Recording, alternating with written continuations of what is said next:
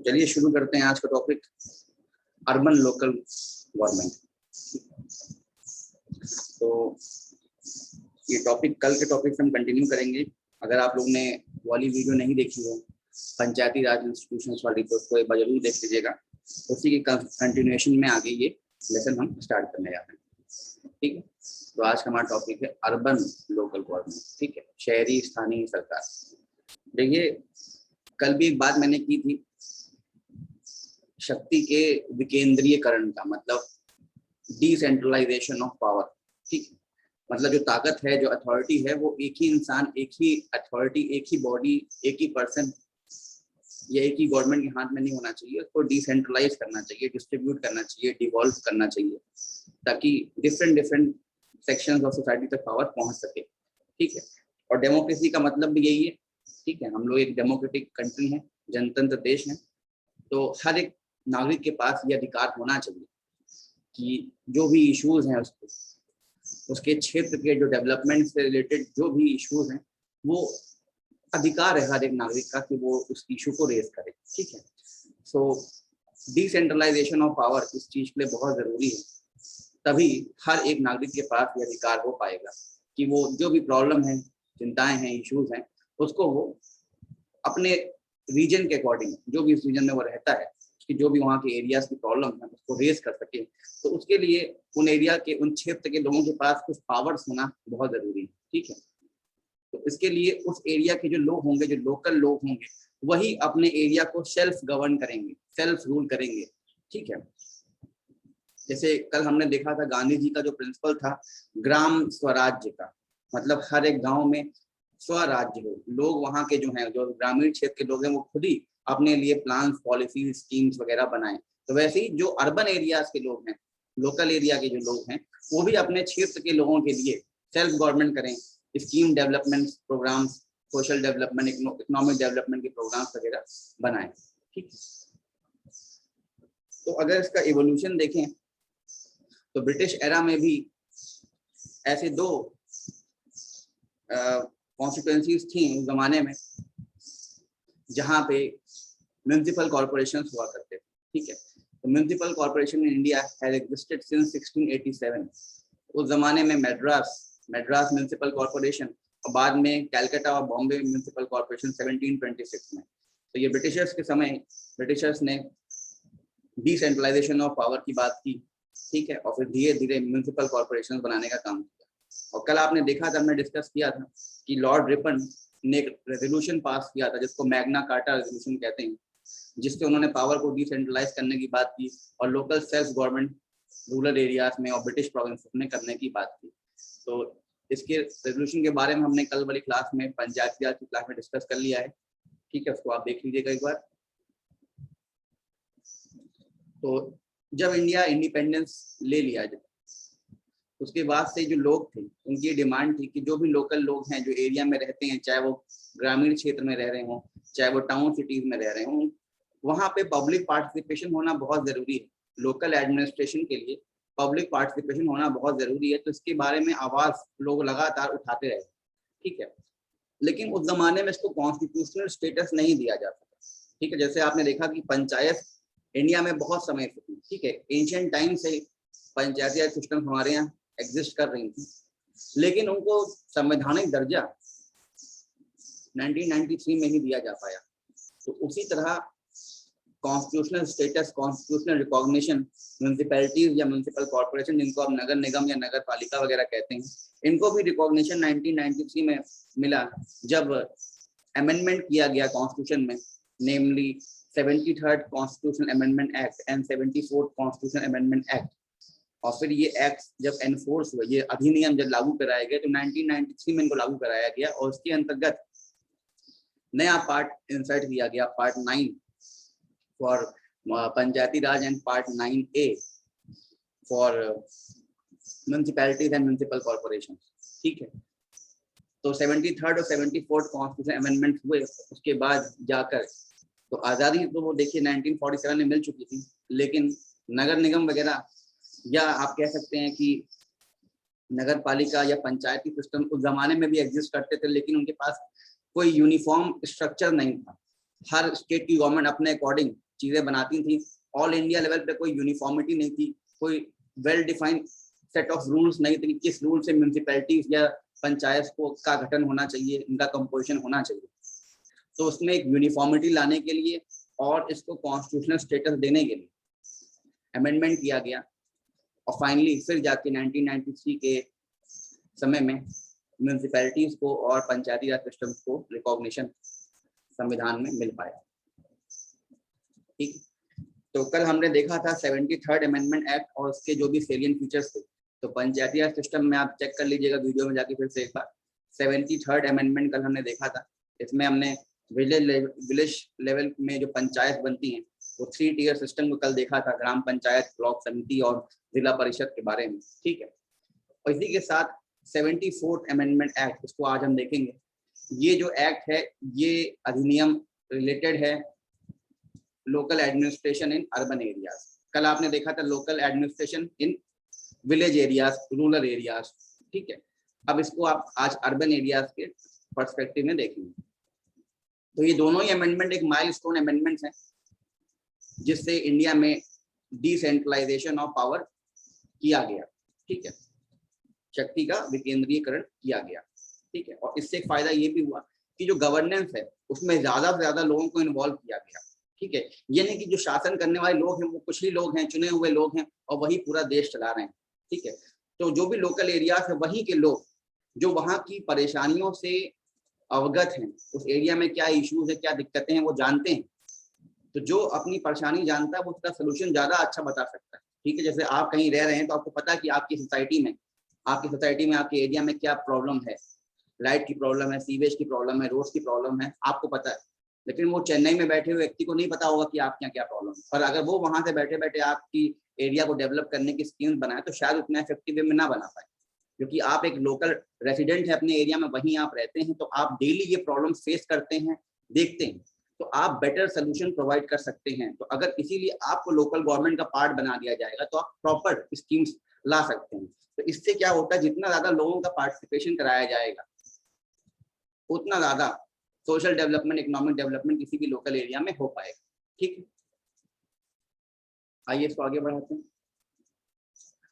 तो जैसे ही अमेंडमेंट पास करा दिया गया तो उसमें कई सारे प्रावधान आए, प्रोविजंस आए, और उसमें से मोस्ट इंपॉर्टेंट प्रोविजन ये था कि जो भी लोकल बॉडीज होंगी, चाहे वो अर्बन एरियाज के लिए हो जैसे म्यूनिसिपल कॉर्पोरेशन, म्यूनिसिपैलिटी, या रूरल एरियाज के लिए हो पंचायत वगैरह हो, तो इसमें एक ऑब्लिगेशन बना दिया गया। ठीक है, कॉन्स्टिट्यूशनल ऑब्लिगेशन बना दिया गया, मतलब संवैधानिक दायित्व बना दिया गया कि जो भी लोकल बॉडी हैं उनके इलेक्शंस कंटिन्यूअसली हर 5-5 साल पे होंगे, और ये ऑब्लिगेशन है, इसको स्किप नहीं किया जा सकता। तो holding local body elections became a constitutional obligation by these amendments. ठीक है, तो इससे क्या रेगुलरिटी इलेक्शंस में आ गई कि हाँ, हर 5-5 साल पे इन लोकल बॉडीज के इलेक्शंस होंगे और लोकल एरिया के लोगों को उसमें चुना जाएगा। तो आइए देखते हैं 74th अमेंडमेंट एक्ट के बारे में। इसके लिए बिल पेश किया गया था 1992 में। ठीक है, दिसंबर का महीना था, तो बिल पेश किया गया और फाइनली लोकसभा राज्यसभा ने बिल को पास कर दिया। बिल पास हुआ दिसंबर में 1992 में, और उसके बाद ये 1993 में एनफोर्स किया गया, लागू किया गया, जब प्रेसिडेंट साहब ने उसको साइन करके ऑल ओवर इंडिया को लगा दिया।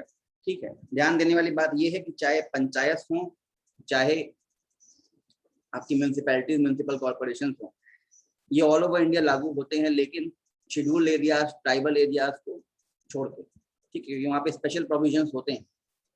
बाद में एक पेसा एक्ट लाया गया जिसमें पंचायत को एक्सटेंड किया गया शेड्यूल एरियाज तक, लेकिन अभी भी जो हिल एरियाज हैं, ट्राइबल एरियाज हैं नॉर्थ ईस्ट के, आसाम, मेघालय, त्रिपुरा, मिजोरम वगैरह, वहाँ पे ये सिस्टम पंचायती राज का नहीं लगाया गया। ठीक है, वहाँ पे आपको पता है अलग से ऑटोनॉमस डिस्ट्रिक्ट काउंसिल्स वगैरह होती हैं, वो ये काम करती हैं। ठीक है, ऐसी हिल एरिया ऑफ दार्जिलिंग वगैरह जो है, ऐसे एरियाज में भी ये अमेंडमेंट को नहीं लगाया गया। तो शेड्यूल्ड एरियाज, ट्राइबल एरियाज का कोई भी ऐसा एरिया जहाँ पे स्पेशल प्रोविजन लगाया गया है, वहाँ पे ये दोनों अमेंडमेंट्स को इन्वॉल्व या आप कहें इम्प्लीमेंट नहीं किया गया। ठीक है, तो जब इस अमेंडमेंट को एनफोर्स किया गया 1993 में, तो उसके साथ साथ दो चीजें आप यह कह सकते हैं, दो सेट ऑफ पार्ट्स ऐड किए गए एक साथ कॉन्स्टिट्यूशन में।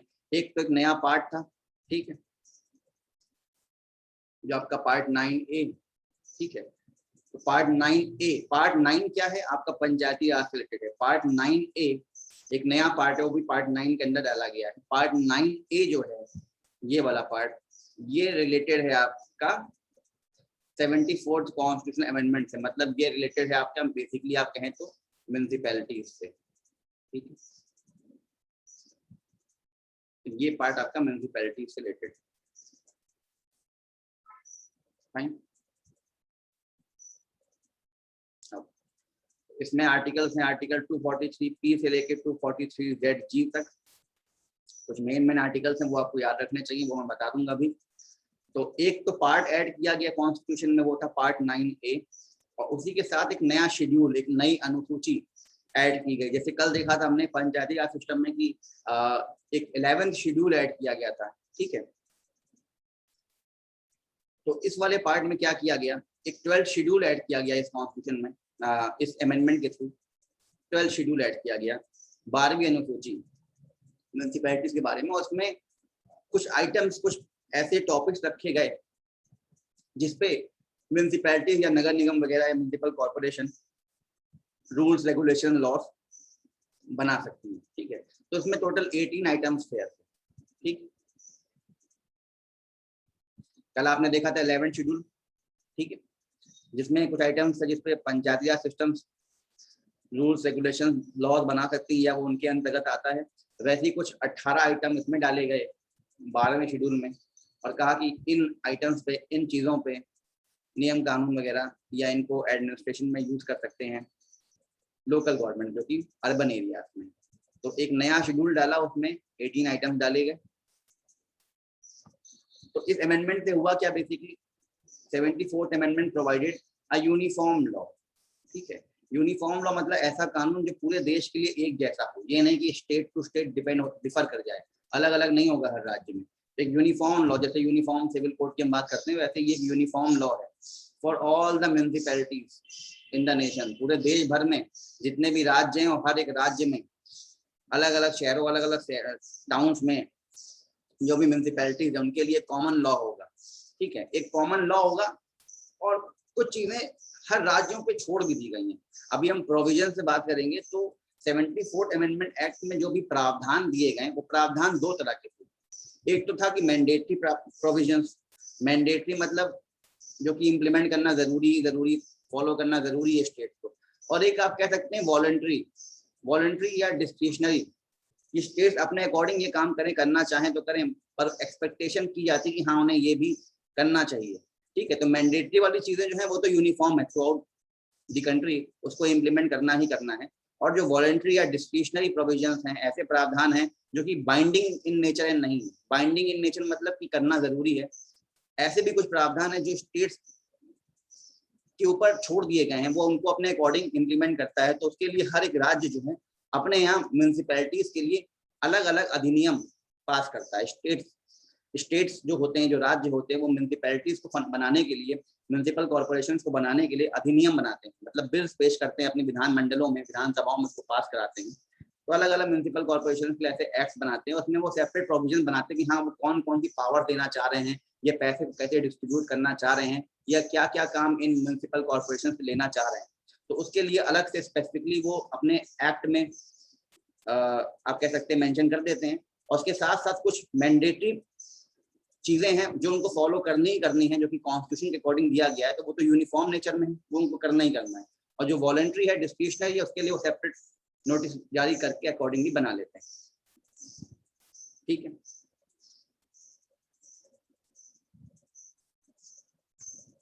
तो जैसे इसके अंदर जो आपके आर्टिकल्स आते हैं वो 243P से लेके 243ZG तक आते हैं, ठीक है। तो इसमें से कुछ इंपॉर्टेंट उनको हम देख लेते हैं।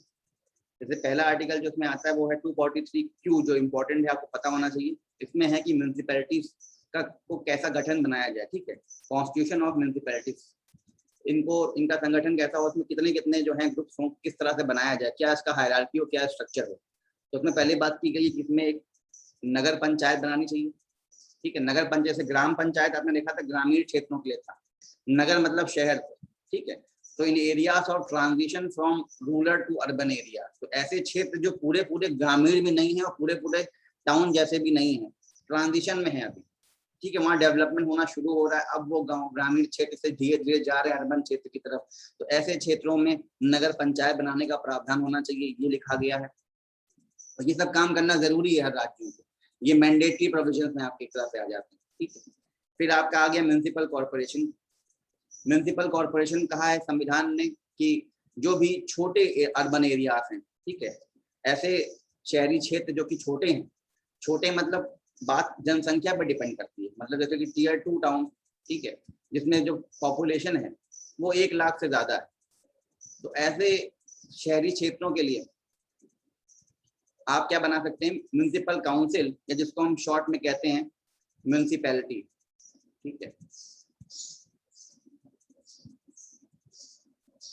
ठीक है, नगर पालिका या म्युनिसिपैलिटी। और ये नीचे वाला देखिए म्युनिसिपल कॉर्पोरेशन, ठीक है, ये बड़े क्षेत्रों के लिए, ठीक है, जैसे दिल्ली, बॉम्बे, लखनऊ, ये जो बड़ी मेट्रो सिटीज हैं, बड़े एरियाज हैं, तो वहां पे जहाँ पे पॉपुलेशन बहुत ज्यादा है,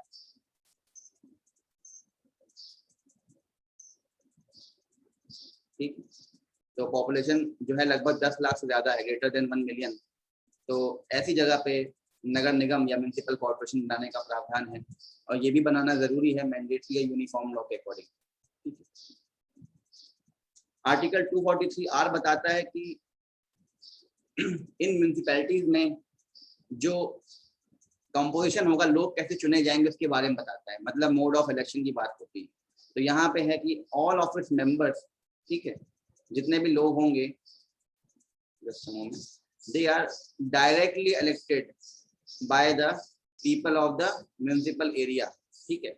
तो जो भी शहरी क्षेत्र है उसको डिवाइड करते हैं अलग अलग वार्ड्स में, ठीक है, जिनको हम कहते हैं वार्ड्स, ये शब्द आपने कई बार सुना होगा, ठीक है। तो इन वार्ड से लोग खड़े होते हैं, पार्षद वगैरह जिनको बेसिकली हम कहते हैं, ठीक है। तो municipal area is divided into territorial constituencies, तो इसमें हम चुनावी क्षेत्र बनाते हैं अलग अलग एरियाज में। इन म्युनिसिपल बड़ा सा एक एरिया है, एक शहर है, उसको अलग अलग भागों में अलग अलग वार्ड्स में डिवाइड किया जाता है, और हर वार्ड से कुछ व्यक्ति खड़े हो सकते हैं चुनाव लड़ने के लिए, ठीक है। तो इलेक्शन जो होते हैं वो डायरेक्ट इलेक्शन होते हैं, मतलब जो आम जनता होती है उस क्षेत्र की, उस वार्ड की, वो वहां में जो भी वहां से जो भी व्यक्ति खड़ा हुआ है उसको वोट डालती है, ठीक है। दूसरा आर्टिकल 243W जो है ये बात करता है कि क्या पावर्स होंगी, क्या अथॉरिटीज होनी चाहिए और क्या जिम्मेदारियां दी जाएंगी म्युनिसिपैलिटीज को, ठीक है। अब इनमें मेन चीजें जो आएंगी वो आपकी हैं अर्बन प्लानिंग, ठीक है, फाइनेंशियल और social development of the people, और बाकी इसमें जो भी चीजें हैं, कुछ चीजों को बना रखा है मैंडेटरी और बाकी चीजें छोड़ दी हैं स्टेट गवर्नमेंट के ऊपर कि चाहे वो खुद कर लें या चाहे तो अपनी पावर को शेयर करें इन अर्बन बॉडीज के साथ और इनसे करवाएं, ठीक है। ये एक मैंडेटरी प्रोविजन बनाया गया है कि हर एक राज्य जो है वो बनाएगा अपने इन हर 5 साल पे एक फाइनेंस कमीशन, ठीक है। और फाइनेंस कमीशन का काम ये होगा कि वो बताएगा कि राज्य को कितना पैसा, कितना टैक्स का अमाउंट या कितना ग्रांट्स शेयर करना चाहिए इन अर्बन लोकल बॉडीज के साथ, ठीक है। मतलब जो भी टैक्स रेवेन्यू कलेक्ट किया है स्टेट गवर्नमेंट ने, उसमें से कितना पैसा उनको depending upon the population of a particular municipal area, तो उस नगर निगम को या उस नगर पालिका को कितना पैसा मिलना चाहिए स्टेट गवर्नमेंट से, ठीक है। तो इसके लिए फाइनेंस कमीशन का भी गठन किया जाता है और वो रिकमेंडेशन देते हैं। रिकमेंडेशन किस पे होते हैं, regarding sharing of finances between state and municipality, ठीक है। और कितना उनको अनुदान देना है, grants in aid, state government समय समय पे ग्रांट्स भी देती रहती है, कुछ हेल्प देती रहती है, फाइनेंशियल हेल्प देती रहती है म्युनिसिपैलिटी को, ताकि वो अपने एरिया में सोशल डेवलपमेंट, इकोनॉमिक डेवलपमेंट कर पाए। और एक इम्पॉर्टेंट प्रोविजन है, जैसे आपने देखा था कि इलेक्शंस कंडक्ट कराना कंपलसरी है, ऑल इंडिया जितने भी अर्बन लोकल बॉडीज हैं, रूरल बॉडीज हैं, वहाँ पे रेगुलर इलेक्शन होने हैं 5 साल पे। तो आर्टिकल 243Z बात करता है कि हर राज्य अपने यहाँ एक चुनाव आयोग बनाएगा, स्टेट इलेक्शन कमीशन, ठीक है, ठीक है। और ये independently of election commission of India, मतलब यहाँ पे ECI पार्टिसिपेट नहीं करता, भारत का चुनाव आयोग काम नहीं करेगा, यहाँ पे स्टेट इलेक्शन कमीशन काम करेगा। ठीक है, हर राज्य के अपने अलग अलग स्टेट इलेक्शन कमीशन होते हैं जो कि गवर्नर अपॉइंट करता है, और मेंबर्स को जो अपॉइंटमेंट होती है वो in consultation with the CM या जो वहाँ की राज्य सरकार है उससे कंसल्टेशन करने के बाद स्टेट इलेक्शन कमीशन बनाया जाता है। और यही स्टेट इलेक्शन कमीशन जो है इलेक्शन करवाती है हर एक म्यूनिसिपल कॉर्पोरेशन का या पंचायत का। ठीक है, और जो टेन्योर होता है, जो कार्यकाल होता है, वो 5 साल का होता है इन चुने हुए लोगों का। ठीक है, जो बीच में लोग चुन के जाते हैं नगर निगम में या नगर पालिका में, जो पार्षद लोग वगैरह होते हैं, इनका कार्यकाल आपका जो है 5 साल का होता है, 5 ईयर्स का होता है। तो जब से ये अमेंडमेंट आया तो उससे क्या हो गया, एक यूनिफॉर्म सेट ऑफ इंस्ट्रक्शंस बन गए कि हाँ इस तरीके से काम होना है, इस तरीके का कॉम्पोजिशन होना चाहिए या इस तरीके से इलेक्शन कराया जाएगा। तो कुछ रूल्स एंड रेगुलेशंस को जो है ऑल ओवर इंडिया सेम कर दिया गया म्यूनिसिपल कॉर्पोरेशन के लिए, और संवैधानिक दर्जा दे दिया गया म्यूनिसिपल कॉर्पोरेशन और म्यूनिसिपैलिटी को। ठीक है, तो इस अमेंडमेंट के साथ ये हुआ कि municipal corporation and municipalities are now regulated in a fairly uniform manner. ठीक है, मतलब एक ही जैसे नियम कानून थ्रू आउट द कंट्री सारे नगर निगम और नगर पालिका के लिए होंगे। ठीक है, लेकिन एक चीज यहाँ पे देखने लायक ये है, जैसे आपको पता है जो हमारा 7th शेड्यूल है, ठीक है 7th शेड्यूल, इसमें आपको पता है 3 चीजें थी। एक आपका यूनियन लिस्ट था, ठीक है, स्टेट लिस्ट था और कॉन्करेंट लिस्ट था। तो जिनमें इसमें स्टेट लिस्ट है, मतलब वो टॉपिक्स, वो चीजें जो स्टेट के कमांड में आती हैं, स्टेट उनके नियम कानून बना सकता है। तो स्टेट लिस्ट के अंदर ही डाल दिया गया है लोकल सेल्फ गवर्नमेंट को। मतलब कि जो ये पंचायती राज सिस्टम्स हैं या जो urban local bodies municipal corporation या म्यूनिसिपैलिटीज हैं, इनके लिए लॉ बनाना, इनके लिए कानून बनाना, ये स्टेट के अधिकार में है, मतलब ये राज्यों के अधिकार में है। सेंटर का इससे कोई ज्यादा जोर नहीं है। मतलब स्टेट लिस्ट में डाल दिया गया है लोकल सेल्फ गवर्नमेंट को। मतलब लोकल सेल्फ गवर्नमेंट चाहे वो पंचायत हो चाहे म्यूनिसिपल कॉर्पोरेशन हो, इनके लिए समय समय पे कानून और रेगुलेशंस बना सकती हैं स्टेट गवर्नमेंट। ठीक है, तो you must remember that local self government continues to be a subject in the state list। ये स्टेट लिस्ट के अंदर आता है। इसीलिए ये होता है कि राज्य सरकारें समय समय पे कुछ अधिनियम एक्ट्स बनाती हैं और उसके अकॉर्डिंग कुछ रेगुलेशंस बनाती हैं म्यूनिसिपल कॉर्पोरेशन और म्यूनिसिपैलिटी वगैरह के लिए।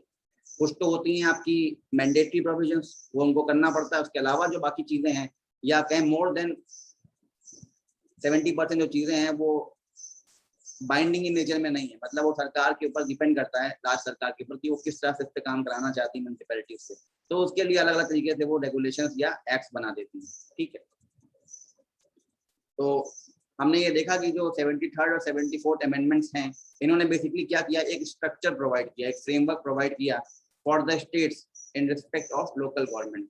हर राज्यों को बता दी कि भाई आपके यहाँ लोकल गवर्नमेंट जो होनी चाहिए, म्यूनिसिपैलिटीज म्यूनिसिपल कॉर्पोरेशन, वो इस तरीके से होना चाहिए। इनका 3 स्ट्रक्चर होना चाहिए। नगरों जो छोटे टाउन वगैरह हैं उनके नगर पंचायत बना दें। जो टाउन है इनकी पॉपुलेशन 1 लाख से ज्यादा, उसके लिए म्यूनिसिपैलिटीज बना दें। और जो 10 लाख से ज्यादा उसके लिए म्यूनिसिपल कॉर्पोरेशन बनाएं। इलेक्शन करवाएं, स्टेट इलेक्शन कमीशन हो। तो ये सारी बातें, डायरेक्ट इलेक्शन कराया जाए। तो ये सारी बातें जो है, ये एक यूनिफॉर्म सेट ऑफ कोड बना दिया गया सारे राज्यों के लिए थ्रू आउट द कंट्री। ठीक,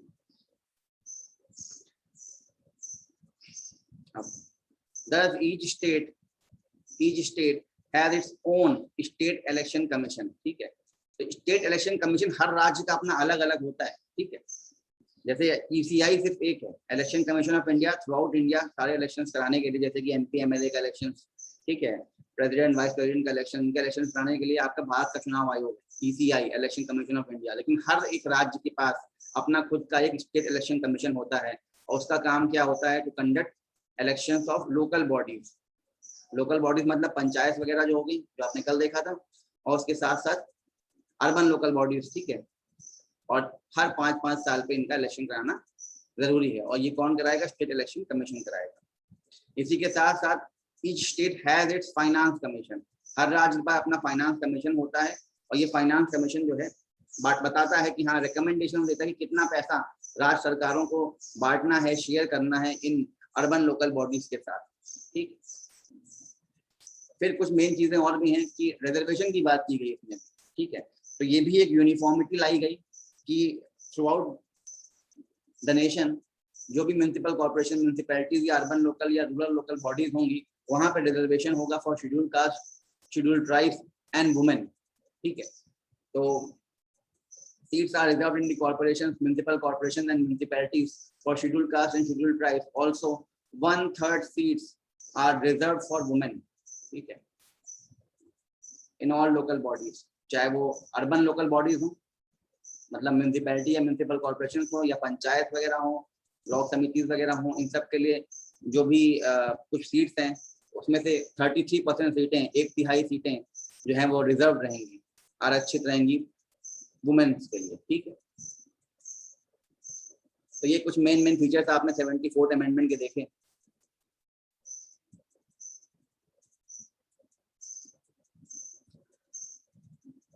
अब इसमें हम वो देख लेते हैं कि कौन सी चीजें कंपलसरी है, कौन से ऐसे प्रोविजंस हैं जो कि करना ही करना है। ठीक है, मतलब स्टेट गवर्नमेंट्स को उनको मानना है, और कुछ ऐसे हैं जो वॉलंटरी हैं, मतलब स्टेट गवर्नमेंट पे छोड़ दिया गया है कि वो अपने अकॉर्डिंग इसको करें। ठीक है, तो the main provisions of this act, ये एक्ट कौन सी बात हो रही है यहाँ पे, 74th कॉन्स्टिट्यूशनल अमेंडमेंट एक्ट की बात हो रही है। ठीक है,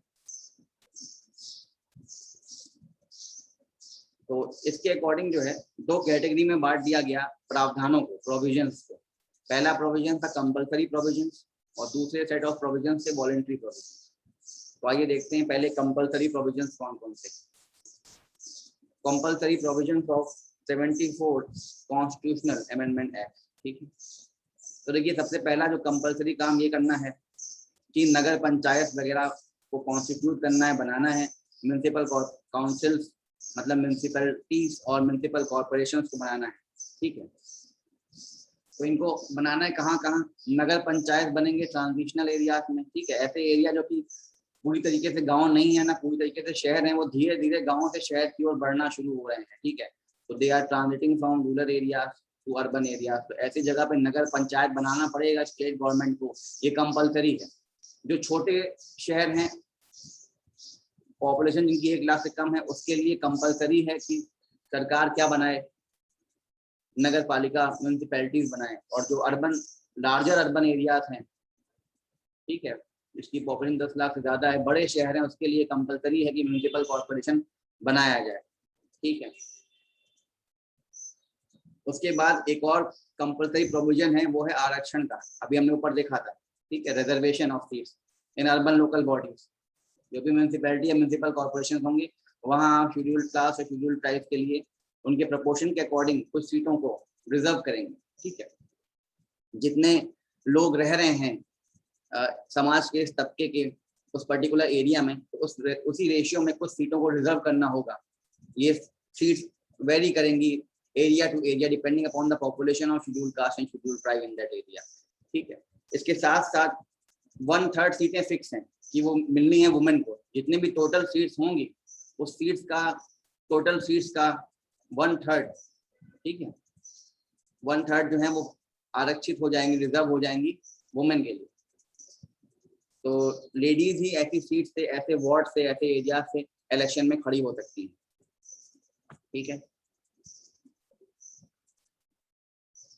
और एक कंपलसरी चीज है कि स्टेट इलेक्शन कमीशन का संगठन करना है, स्टेट इलेक्शन कमीशन को बनाना है। और ये कमीशन क्या करेगा, इलेक्शंस करवाएगा, चाहे वो पंचायत के इलेक्शंस हो, चाहे वो अर्बन लोकल बॉडी मतलब म्यूनिसिपैलिटी म्यूनिसिपल कॉर्पोरेशन के इलेक्शन हो। तो ये भी कंपलसरी काम है कि स्टेट इलेक्शन कमीशन बनाया जाए और उसके थ्रू इलेक्शंस को कंडक्ट कराया जाए। फाइन। और इसके साथ एक क्या कंपल्शन है कि स्टेट फाइनेंस कमीशन भी बनाया जाए। ठीक है, तो स्टेट फाइनेंस कमीशन को बनाने को भी क्या कर दिया गया है, यहाँ पर बोला गया है कि इसको भी जो है आप बनाएं। इसका मेन काम क्या होगा कि ये it will deal with the financial affairs of Panchayati Raj bodies. ठीक है, और जो भी अर्बन लोकल बॉडीज हैं, कितना पैसा, बेसिकली काम ये है कि जो भी लोकल सेल्फ बॉडीज हैं, मतलब लोकल गवर्नमेंट बॉडीज हैं, चाहे वो ग्रामीण क्षेत्रों के लिए हो, चाहे वो शहरी क्षेत्रों के लिए हो, तो कितना पैसा इनको मिलना है स्टेट गवर्नमेंट से। स्टेट गवर्नमेंट के पास जो भी बजट है या जो भी टैक्सेशन उनके पास आया तो कुछ परसेंटेज, कुछ पैसा जो है वो प्रोवाइड करना है लोकल बॉडीज को। तो कितना प्रोवाइड करना है, किस रेशियो में प्रोवाइड करना है, किस तरह से प्रोवाइड करना है, उसके लिए रिकमेंडेशन देता है स्टेट फाइनेंस कमीशन। तो इस कमीशन को भी बनाना बहुत जरूरी है, ये भी कंपलसरी प्रोविजन है 74th अमेंडमेंट एक्ट का, ठीक है। और एक लास्ट मेन प्रोविजन ये है कि टेन्योर फिक्स होगा 5 साल का, जो कार्यकाल होगा इन बॉडीज का, ठीक है, वो 5 साल का होगा। जैसे MP MLA का कार्यकाल 5 साल का होता है, वैसे ही सरपंच वगैरह जो पंचायत वगैरह में होते हैं या आपके इस केस में जो पार्षद वगैरह होते हैं वो 5 साल के लिए फिक्स होते हैं, ठीक है। और अगर बीच में मान लीजिए भंग हो जाती हैं इनकी सभाएं, तो उस केस में क्या होगा, इलेक्शन तुरंत कराना होगा 6 महीने के अंदर, ठीक है। तो ये इलेक्शन फिर से कराएगा स्टेट इलेक्शन कमीशन 6 महीने बाद, अगर बीच में ऐसी सभाएं भंग हो जाती हैं। अब ये आपने देख लिए कंपलसरी प्रोविजंस। अब कुछ देखते हैं वॉलंटरी प्रोविजन। वॉलंटरी मतलब जो करना जरूरी नहीं है, आपका मन है तो करें, ठीक है। They are not binding in nature, ठीक है। तो इसको डिस्क्रिशनरी भी कहते हैं, अपने अकॉर्डिंग राज्य सरकारें ये काम, ये फैसले लेती हैं। तो कुछ वॉलंटरी प्रोविजंस भी हैं इस एक्ट में, उसको देख लेते हैं। तो these are not binding in nature but they are expected to be observed by the states. ऐसा माना जाता है कि राज्यों को इन प्रावधानों को भी अपने यहाँ क्रियान्वयन करना चाहिए, इनका इम्प्लीमेंटेशन करना चाहिए, लेकिन ये बाइंडिंग इन नेचर नहीं करेंगे तो कुछ ऐसा फाइन लग जाएगा, कुछ हो जाएगा, ऐसा कुछ नहीं है। ये राज्यों पे छोड़ दिया गया, उनके ऊपर ये चीज, ठीक। तो उसमें वॉलंटरी प्रोविजन में क्या क्या है। पहला वॉलंटरी प्रोविजन ये है कि giving representation to members of, मतलब यहाँ पे MP या MLA को भी चाहे तो एक रिप्रेजेंटेशन दिया जाए, मतलब जिस क्षेत्र का वो MP है या जिस क्षेत्र का MLA है, वो चाहे तो अपने क्षेत्र में जो भी वार्ड वगैरह पड़ता है वो चाहे तो वहां भी जाके वहां की कार्य देख सकता है, वहां की काउंसिल में उसको रिप्रेजेंटेशन मिल सकती है। तो इसके लिए भी जरूरी नहीं है, पर राज्य अगर चाहे तो ये काम कर सकता है, ये फैसले ले सकता है। बैकवर्ड क्लासेस के लिए रिजर्वेशन प्रोवाइड करना, ये जो है इसको आप कह सकते हैं कि ये एक वॉलंटरी प्रोविजन है, ठीक है। शेड्यूल कास्ट, शेड्यूल ट्राइब्स और वुमेन को रिजर्व करना सीट, वो एक कंपलसरी प्रोविजन था, वो करना ही करना था। लेकिन जो बैकवर्ड क्लासेस हैं, इसको आप अदर बैकवर्ड क्लासेस में समझ सकते हैं, उस केस में रिजर्वेशन प्रोवाइड करना ये एक वॉलंटरी प्रोविजन है, स्टेट गवर्नमेंट चाहे तो ये काम कर सकते हैं, ठीक है। तीसरा है गिविंग फाइनेंशियल पावर्स, ठीक है। अब देखिए कोई भी डेवलपमेंट बॉडी है वो डेवलपमेंट तब कर पाएगी, या कोई गवर्निंग बॉडी है वो गवर्नेंस तब कर पाएगी जब हाथ में पैसा हो। सरकार भी हमारे लिए, आपके लिए प्रोग्राम्स ला पा रही है, प्रधानमंत्री हमारे लिए योजनाएं ला पा रहे हैं, वो तब ला पा रहे हैं जब उनके हाथ में, सरकार के पास पैसा है, गवर्नमेंट ट्रेजरी में पैसा है। पैसा मैक्सिमम कहाँ से आता है, टैक्स के फॉर्म में आता है, डायरेक्ट टैक्स, इनडायरेक्ट टैक्स। तो जब सरकार के हाथ में पैसे होंगे तभी वो पैसे को खर्च कर पाएगी, तो फंड्स होना बहुत जरूरी है। तो इसी केस में जो अर्बन लोकल बॉडीज हैं या पंचायत है, अगर उनको भी अपने क्षेत्रों का डेवलपमेंट करना है तो फंड्स होना बहुत जरूरी है। पैसे कहाँ से आएंगे, तो आपने देखा कुछ पैसे तो स्टेट गवर्नमेंट उनको देती है, ठीक है, लेकिन इसके साथ साथ कुछ फाइनेंशियल पावर्स, ठीक है, कुछ फाइनेंशियल पावर्स भी दे सकती है स्टेट गवर्नमेंट। किसको फाइनेंशियल पावर, मतलब टैक्स वगैरह कलेक्ट करना, ठीक है, टोल फीस, टोल टैक्स वगैरह कलेक्ट करना। तो कई तरह के टैक्स, जैसे कि आपके प्रॉपर्टी टैक्स, हाउस टैक्स, ठीक है, इस तरह की चीजें, कई सारे टैक्सेस वगैरह जो होते हैं। जैसे आपको पता है कि एडवर्टाइजमेंट वगैरह जब हम लोग कराते हैं, आपको कोई होर्डिंग लगवानी हो, बाहर बैनर लगवाने हो, चाहे रोड्स पे या बिलबोर्ड्स वगैरह टंगवाने हो, तो उसके लिए आपको एक पर्टिकुलर फीस वगैरह देना पड़ता है, जिसको हम एडवर्टाइजमेंट टैक्स के रूप में कहते हैं, ठीक है। तो इसके लिए भी स्टेट गवर्नमेंट ये पावर्स दे सकती हैं, पावर डिस्ट्रीब्यूट कर सकती हैं लोकल बॉडीज को, ताकि वो टैक्स वगैरह अपने एरिया के लोगों से कलेक्ट कर सकें, ठीक है। टैक्स, ड्यूटीज, टोल टैक्स और बाकी फीस एंड फाइन्स, कोई भी चीज़ अप्लाई करने के लिए फीस वगैरह, ठीक है। तो ये सब काम करने के लिए फाइनेंशियल पावर दे सकते हैं, ठीक है। तो वित्तीय ताकतें दिया जा सकता है, देना कंपलसरी नहीं है, देना चाहिए, क्योंकि जब देंगे नहीं तभी तो उनके हाथ में पावर नहीं आएगी। पैसा जब तक हाथ में नहीं होता तब तक पावर नहीं होती कोई काम करने की, ठीक है। तो जब पैसा होगा बॉडीज के हाथ में, चाहे वो म्यूनिसिपैलिटीज और म्यूनिसिपल कॉर्पोरेशन हो, पंचायत हो, तभी वो अपने, जब उनके पास फंड्स होगा तभी वो फंड्स को प्रॉपर्ली एलोकेट कर पाएंगी और वहां पे अपने क्षेत्र में डेवलपमेंट विकास ला पाएंगे। ठीक है। और एक वॉलंटरी प्रोविजन ये है कि स्टेट्स का ये बाइंडिंग इन नेचर तो नहीं, लेकिन उनको ये करना चाहिए कि उनके यहाँ जो भी म्यूनिसिपल बॉडीज हैं, म्यूनिसिपैलिटीज हैं, कॉर्पोरेशन हैं, वो उनको ऑटोनॉमस रखें, उन पे अननेसेसरी अपना जो पॉलिटिकल कंट्रोल है उस इन्फ्लुएंस को कम से कम रखें, उनको ऑटोनॉमसली परफॉर्म करने में कुछ फ्रीडम दें उनको अपना काम करने का।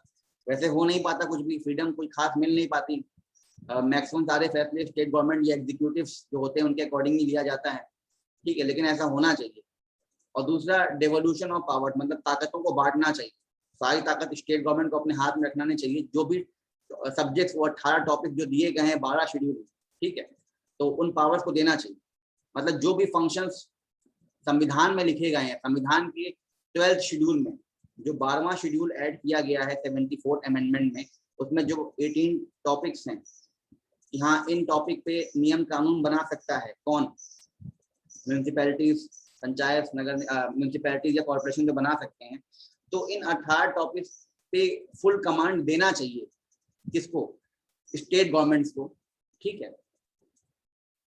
थ्रू दिस एक्ट और prepare plan for economic development. तो ये ताकतें देना चाहिए।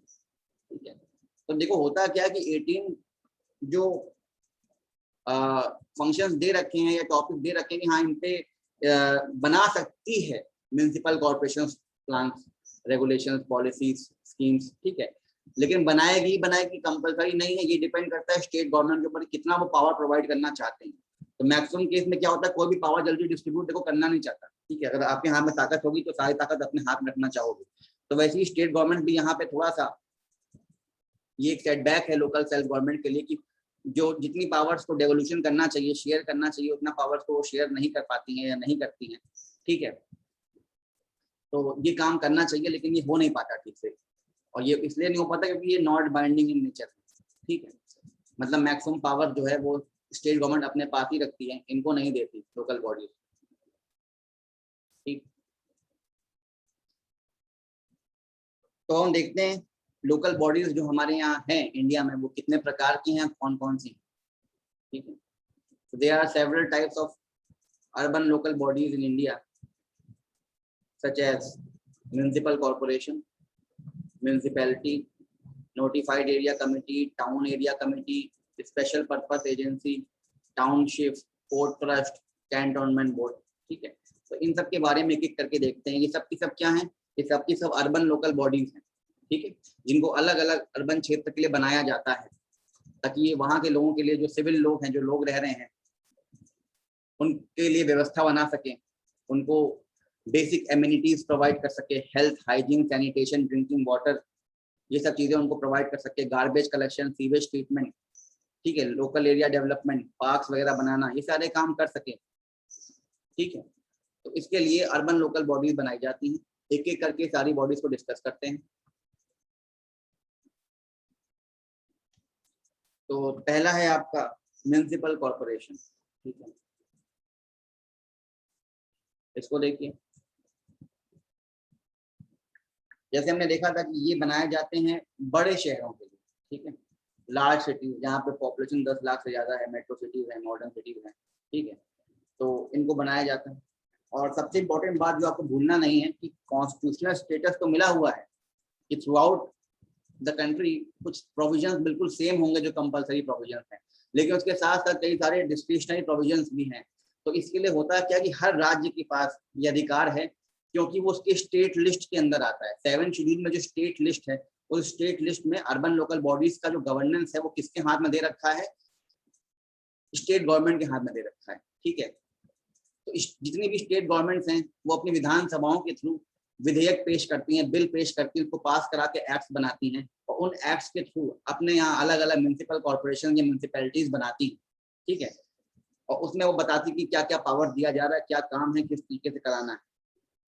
तो द रिस्पेक्टिव स्टेट लेजिस्लेचर्स, मतलब जो विधानसभाएं हैं, they can establish municipal corporations by passing an act. ठीक है, विधानसभा में एक एक्ट पास करके बनाती हैं। ये उसके लिए है, उन म्यूनिसिपल कॉर्पोरेशंस के लिए है जो कि स्टेट्स में आते हैं। लेकिन मान लीजिए अगर वो union territory, in case of union territory, then municipal corporations are established by acts passed by parliament. मतलब लोकसभा और राज्यसभा बताएगी कि हाँ, इस यूनियन टेरिटरी के लिए जो हम बनाने जा रहे हैं म्यूनिसिपल कॉर्पोरेशन, वो किस तरीके से बनाया जाएगा और उसमें क्या क्या फीचर्स वगैरह होंगे, क्या प्रोविजंस हो सकते हैं। तो अब there can be two possibilities that there may be a one single act for all the municipal corporations in a state। ठीक है, मान लीजिए एक राज्य है, लेट्स अज्यूम ये एमपी है। ठीक है, अब एमपी में जितने भी म्यूनिसिपल कॉर्पोरेशन है, मतलब जो भी बड़े बड़े शहर वहां पे हैं, और इसके लिए हर शहर के लिए एक म्यूनिसिपल कॉर्पोरेशन है।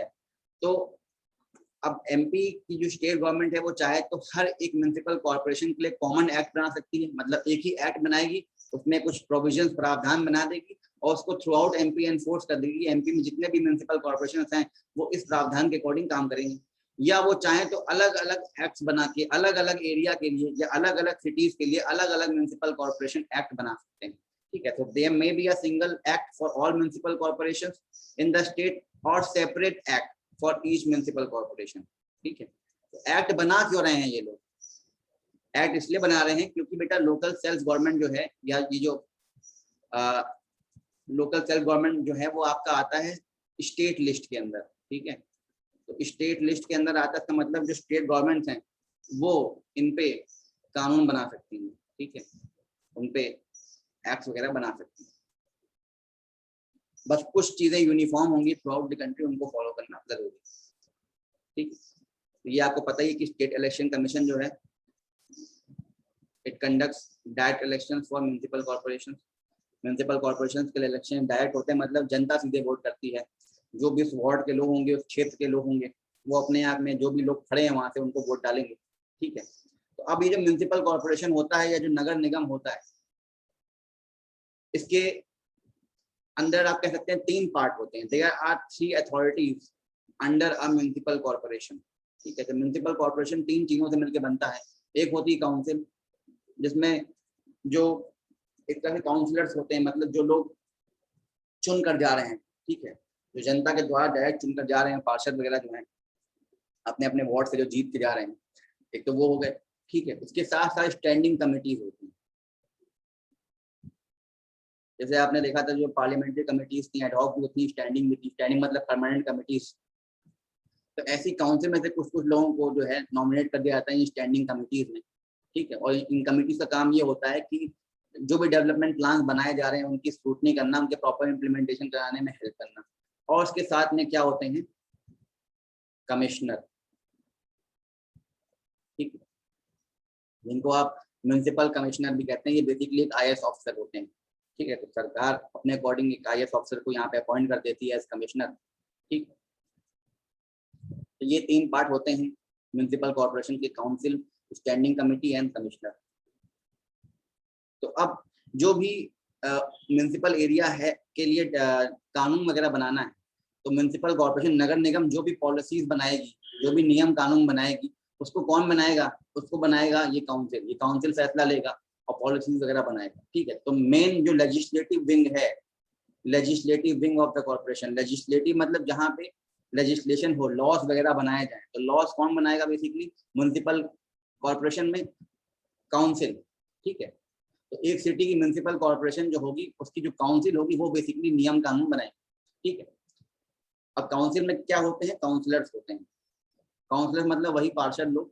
ठीक है, who are directly elected by the people. अब हेड ऑफ द काउंसिल जो कौन होंगे? ठीक है, ये लोग आपस में अपने आप में से किसी एक को, जो काउंसलर्स होते हैं वो अपने में से किसी एक को जो है बेसिकली चुन लेते हैं कि एक हमारे काउंसिल को हेड करेंगे, प्रिसाइडिंग ऑफिसर होंगे, लीड करेंगे हमको। तो इनको क्या कहा जाता है? मेयर कहा जाता है। ठीक है, तो mayor is the head of the council. और मेयर के साथ साथ एक और पद होता है डेप्यूटी मेयर।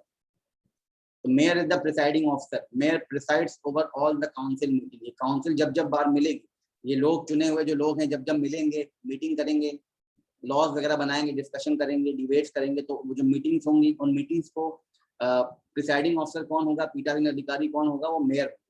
ठीक, तो ये काउंसिल काफी बड़ी होती है, कई सारे लोग इसमें होते हैं। तो काउंसिल का काम ठीक तरीके से हो पाए, इसके लिए काम की स्क्रूटनी करने के लिए, ठीक है, तो स्टैंडिंग कमिटीज वगैरह बना दी जाती हैं। They are created to facilitate to help the working of the council. ठीक है, ये काउंसिल ठीक से काम कर पाए तो उसके लिए स्टैंडिंग कमिटीज का गठन किया जाता है। The standing committees take decisions with respect to their field like public works, education, health, taxation etcetera. ठीक है, तो बेसिकली स्टैंडिंग कमेटीज में कुछ चुने हुए लोग ही होते हैं, ये काउंसलर जो होते हैं इनमें से कुछ लोग होते हैं, और वो मेजर फैसले लेते हैं कि म्यूनसिपल एरिया जो है, जो भी शहर है, टाउन है, वहाँ पे लोगों के काम कराने के लिए पब्लिक वर्क से रिगार्डिंग जो भी चीज़ें हैं, एजुकेशन, पब्लिक स्कूल से रिगार्डिंग जो चीज़ें हैं, पब्लिक स्कूल का मेंटेनेंस करना, हेल्थ सेक्टर, पानी, ड्रिंकिंग वाटर प्रोवाइड करना, ठीक है, या जो टैक्स वगैरह ले रहे हैं म्यूनसिपैलिटीज, नगर निगम, वो किस तरीके से क्या लेना है, क्या तरीका रहेगा, उसके लिए अहम फैसले लेने का काम स्टैंडिंग कमेटीज करती हैं। अब इन सारे फैसलों को जो लिया जा रहा है या जो भी पॉलिसीज बना रही है काउंसिल, ये सारे फैसले और इन जो डिसीजंस लिए जा रहे हैं और जो लॉज बनाए जा रहे हैं, इनका प्रॉपर इम्प्लीमेंटेशन कराने का काम जो है वो कमिश्नर के हाथ में। ठीक है, the municipal commissioner is the chief executive authority of the corporation. इनका काम क्या है कि जो भी चीजें बनाई जा रही हैं, जो नियम कानून लेजिस्लेशन किए जा रहे हैं, डिसीजंस लिए जा रहे हैं, इनको इम्प्लीमेंट किया जाए। ठीक है, तो he is the executive chief executive authority of the corporation and he implements the decisions taken by the council. तो जो काउंसिल है उसमें जो भी लोग डिसीजन ले रहे हैं, या उसके साथ साथ जो स्टैंडिंग कमिटीज हैं, वहां पे जो डिसीजन लिया जा रहा है, जो भी पॉलिसीज बनाई जा रही हैं, उसका प्रॉपर इम्प्लीमेंटेशन कराने की जिम्मेदारी किसकी होती है? ये होती है म्युनिसिपल कमिश्नर। ठीक है, तो ये IAS ऑफिसर्स होते हैं। लेकिन अब म्युनिसिपल कमिश्नर्स को कौन अपॉइंट करता है? तो बेसिकली स्टेट गवर्नमेंट ही अपॉइंट करती है, राज्य सरकारें हैं वही अपॉइंट करती हैं। State government appoints the municipal commissioner. ठीक है, तो generally IAS officers are appointed as municipal commissioner.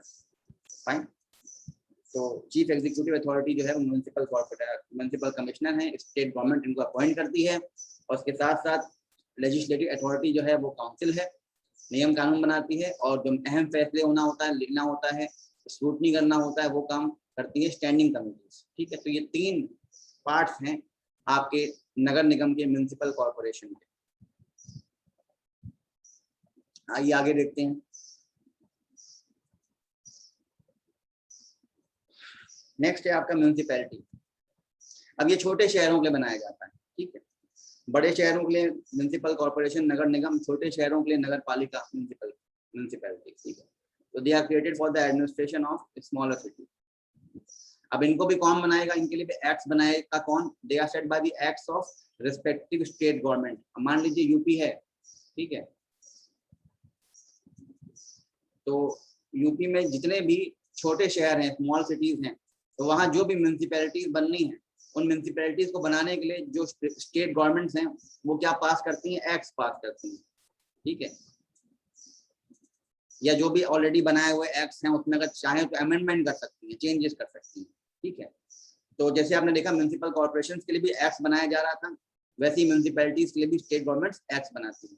ठीक है, और मान लीजिए यूनियन टेरिटरी के अंदर बनाना है म्यूनिसिपैलिटी, तो उस केस में म्यूनिसिपैलिटी को सेटअप करने के लिए एक्ट कौन बनाएगा? इंडियन पार्लियामेंट बनाएगा। ठीक है, इन केस ऑफ यूनियन टेरिटरी, क्योंकि यूनियन टेरिटरी सेंटर के कंट्रोल में आती है। ठीक है, तो सेंटर मतलब पार्लियामेंट के कंट्रोल में आती है। तो यूनियन टेरिटरीज में अगर सेटअप करना है म्यूनिसिपैलिटी, तो एक्ट्स कौन बनाएगा, कानून कौन बनाएगा? इसके लिए अधिनियम पार्लियामेंट ऑफ इंडिया। अब म्यूनिसिपैलिटीज को अलग अलग नाम से लोग बुलाते हैं। कई जगह को म्यूनिसिपल काउंसिल बोलते हैं, म्यूनिसिपल कमेटी बोलते हैं, म्यूनिसिपल बोर्ड बोलते हैं, बोर्ड ऑफ म्यूनिसिपैलिटी बोलते हैं, सिटी म्यूनिसिपैलिटी बोलते हैं, अलग अलग नाम। ठीक है, लेकिन जनरली म्यूनिसिपैलिटी के नाम से ही इसको संबोधित किया जाता है। अब म्यूनिसिपैलिटीज में भी इलेक्शन जो होंगे, जो लोग चुने जाएंगे वो डायरेक्ट इलेक्शन के थ्रू चुने जाएंगे। इलेक्शन डायरेक्ट इलेक्शन होगा, वहाँ की जनता, जो उस वार्ड की जनता है वो चुनेगी, और उसके साथ साथ स्टेट इलेक्शन कमीशन कराएगा इलेक्शन। ठीक है, अब जैसे आपने देखा कि म्यूनिसिपल कॉर्पोरेशन के 3 पार्ट थे, 3 अथॉरिटी थी, वैसे ही म्यूनिसिपैलिटी के अंदर भी 3 अथॉरिटीज होती हैं, 3 पार्ट्स होते हैं। म्यूनिसिपैलिटीज है 3 अथॉरिटीज। पहला काउंसिल, जैसे म्यूनिसिपल कॉर्पोरेशन में काउंसिल थी, ठीक है, चुने हुए लोग वहां पे बैठ रहे थे।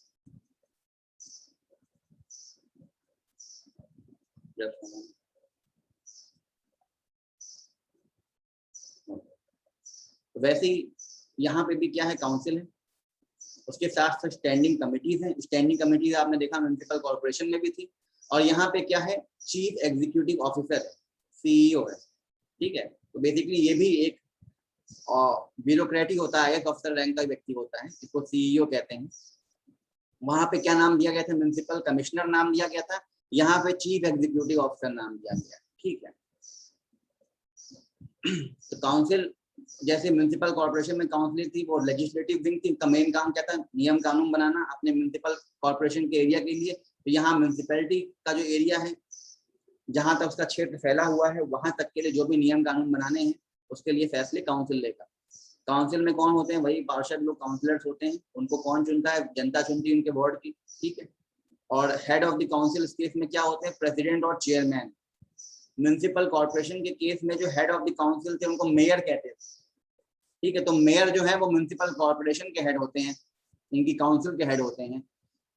जो म्यूनिसिपैलिटीज होती हैं, उनके जो काउंसिल के हेड होते हैं, उनको चेयरमैन कहते हैं या प्रेसिडेंट कहते हैं, प्रेसिडेंट ऑफ द काउंसिल या चेयरमैन ऑफ द काउंसिल, ठीक है। तो जैसे वहाँ मेयर के साथ साथ डेप्यूटी मेयर था, वैसे यहाँ पे चेयरमैन के लिए एक वाइस चेयरमैन है या वाइस प्रेसिडेंट है, ठीक है। तो जैसे वहाँ पे मेयर जो है वो काउंसिल की मीटिंग्स को प्रिसाइड करता था, वैसे यहाँ पे जो चेयरमैन है या प्रेसिडेंट है, he will preside over the meetings of the council. यहाँ भी स्टैंडिंग कमिटीज हैं, उनका भी काम है अलग अलग फैसले लेना, जैसे कि पब्लिक वर्क्स, जनता के काम है कैसे कराने हैं, क्या कराने हैं, education, health, social development, economic development उस एरिया का, ये सारा काम इंपॉर्टेंट अहम फैसले जो लेने हैं, वो फैसले जो हैं आपकी स्टैंडिंग कमिटीज लेंगी, ठीक है। अब जो यहाँ पे चीफ एग्जीक्यूटिव ऑफिसर हैं, ये इनका मेन काम है इम्प्लीमेंटेशन करना, ठीक है, कि जो भी फैसले लिए हैं स्टैंडिंग कमेटी ने या जो भी लॉज बनाई है काउंसिल, उनके डिसीजंस को प्रॉपर इम्प्लीमेंटेशन कराने का काम जो होता है इस सीईओ का होता है, चीफ एग्जीक्यूटिव ऑफिसर का होता है, ठीक है। और इनको अपॉइंट कौन करती है, चीफ एग्जीक्यूटिव ऑफिसर को राज्य सरकार करती है, स्टेट गवर्नमेंट को। जैसे वहाँ पे म्यूनिसिपल कमिश्नर को स्टेट गवर्नमेंट अपॉइंट कर रही थी, वैसे यहाँ पे जो आपके चीफ एग्जीक्यूटिव ऑफिसर हैं उनको स्टेट गवर्नमेंट अपॉइंट कर रही है, फाइन। ये भी IAS रैंक के ऑफिसर होते हैं। तो आपने देख लिया बड़े शहरों के लिए जिनकी पॉपुलेशन 10 लाख से ज्यादा है, और छोटे शहरों के लिए, ठीक है, म्यूनिसिपैलिटी। अब कुछ और अर्बन लोकल बॉडीज हैं, ठीक है, जिनका जो एक्सटेंट है वो थोड़ा छोटा है, छोटे एरिया से बनाई जाती हैं और छोटे एरिया से बनाई जाती हैं, तो उनको देख लेते हैं। तो उसमें पहले आपका आता है notified area committee. Notified area committee, अब ये क्या है देखिए। अब नोटिफाइड एरिया कमेटी को बनाया जाता है for administration of an area which is either a fast developing town, इसको समझिएगा, fast developing town from industrialisation, और a town not yet developed to fulfil all the conditions to create a municipality. देखिए, municipality बनने के लिए, किसी भी एक शहर में म्यूनिसिपैलिटी बनने के लिए पहली बात तो वो एक शहर हो, अर्बन एरिया हो, और एक लिमिटेड पॉपुलेशन हो 1 लाख से कम। पर अगर शहर जैसा है पर फुल फ्लैश वहां पे पॉपुलेशन उतनी ज्यादा नहीं है, या अभी अभी बस वो एक रूरल क्षेत्र से धीरे धीरे डेवलप होना शुरू हुआ है, हो सकता है कि ऐसा क्षेत्र था जहाँ पे अभी इंडस्ट्रियलाइजेशन हो गया है, वहां पे कुछ फैक्ट्रीज खुल गई, कुछ इंडस्ट्री सेटअप हो गई, लोग वहां पे आके बसना शुरू हो गए, रहना शुरू हो गए, ठीक है। तो एक ऐसी जगह जो कि जल्दी से टाउन में कन्वर्ट होने वाला है, ठीक है, लेकिन अभी तक वो टाउन में कन्वर्ट हुआ नहीं, एक छोटे से टाउन में कन्वर्ट होने वाला है पर अभी हुआ नहीं। It's a fast developing town, एक ऐसा जगह जो कि जल्दी डेवलप होने वाला है टाउन, ठीक है, क्योंकि वहां पे रैपिड इंडस्ट्रियलाइजेशन हो गया है, ठीक है। या एक ऐसा टाउन जो अभी जहाँ पे म्यूनिसिपैलिटी नहीं बनाई जा सकती, म्यूनिसिपैलिटी उन टाउन में बनती है जिनकी पॉपुलेशन 1 लाख से कम होती है, तो अभी ये कंडीशन भी फुलफिल नहीं हो पा रही, लेकिन है वो लगभग टाउन जैसा, उसको आप ग्रामीण क्षेत्र नहीं कह सकते। तो ऐसे क्षेत्रों को नोटिफाइड एरिया कमेटी कहा जाता है, बनाया जाता है, ऐसे एरियाज में नोटिफाइड एरिया कमेटीज बनाई जाती है। तो नोटिफाइड एरिया कमेटी का वही काम होता है जो काम म्युनिसिपैलिटी या म्युनिसिपल कॉर्पोरेशन करती है, ठीक है। तो notified area committee is created by a notification in the government gadget, ठीक है। अब यहाँ पे देखिए 2-3 बात इंपॉर्टेंट है बहुत, एग्जाम पॉइंट ऑफ व्यू से जो आपको पता होना चाहिए कि अभी आपने देखा म्युनिसिपैलिटी और म्युनिसिपल कॉर्पोरेशन वो एक टोटली इलेक्टेड बॉडी थी। इलेक्टेड मतलब वहां पे इलेक्शंस हो रहे हैं, स्टेट इलेक्शन कमीशन इलेक्शन करवा रहा है। नोटिफाइड एरिया कमेटी में नॉमिनेशंस होते हैं, ठीक है। नॉमिनेट करती है स्टेट गवर्नमेंट कुछ लोगों को कि हाँ आप यहाँ पर नोटिफाइड एरिया कमेटी का पार्ट बनेंगे और छोटे से शहर को डेवलप करने में हेल्प करेंगे, यहाँ पे डेवलपमेंट पॉलिसीज वगैरह बनाएंगे, ठीक है। तो यहाँ पहली बात इलेक्शंस नहीं होते, नॉमिनेशन होता है, ठीक है। और दूसरी बात आपने देखा कि म्युनिसिपल कॉर्पोरेशन और म्युनिसिपैलिटीज, ठीक है, चाहे वो आपके कॉर्पोरेशन हो, म्युनिसिपल कॉर्पोरेशन, ठीक है, चाहे आपके म्युनिसिपैलिटीज हो,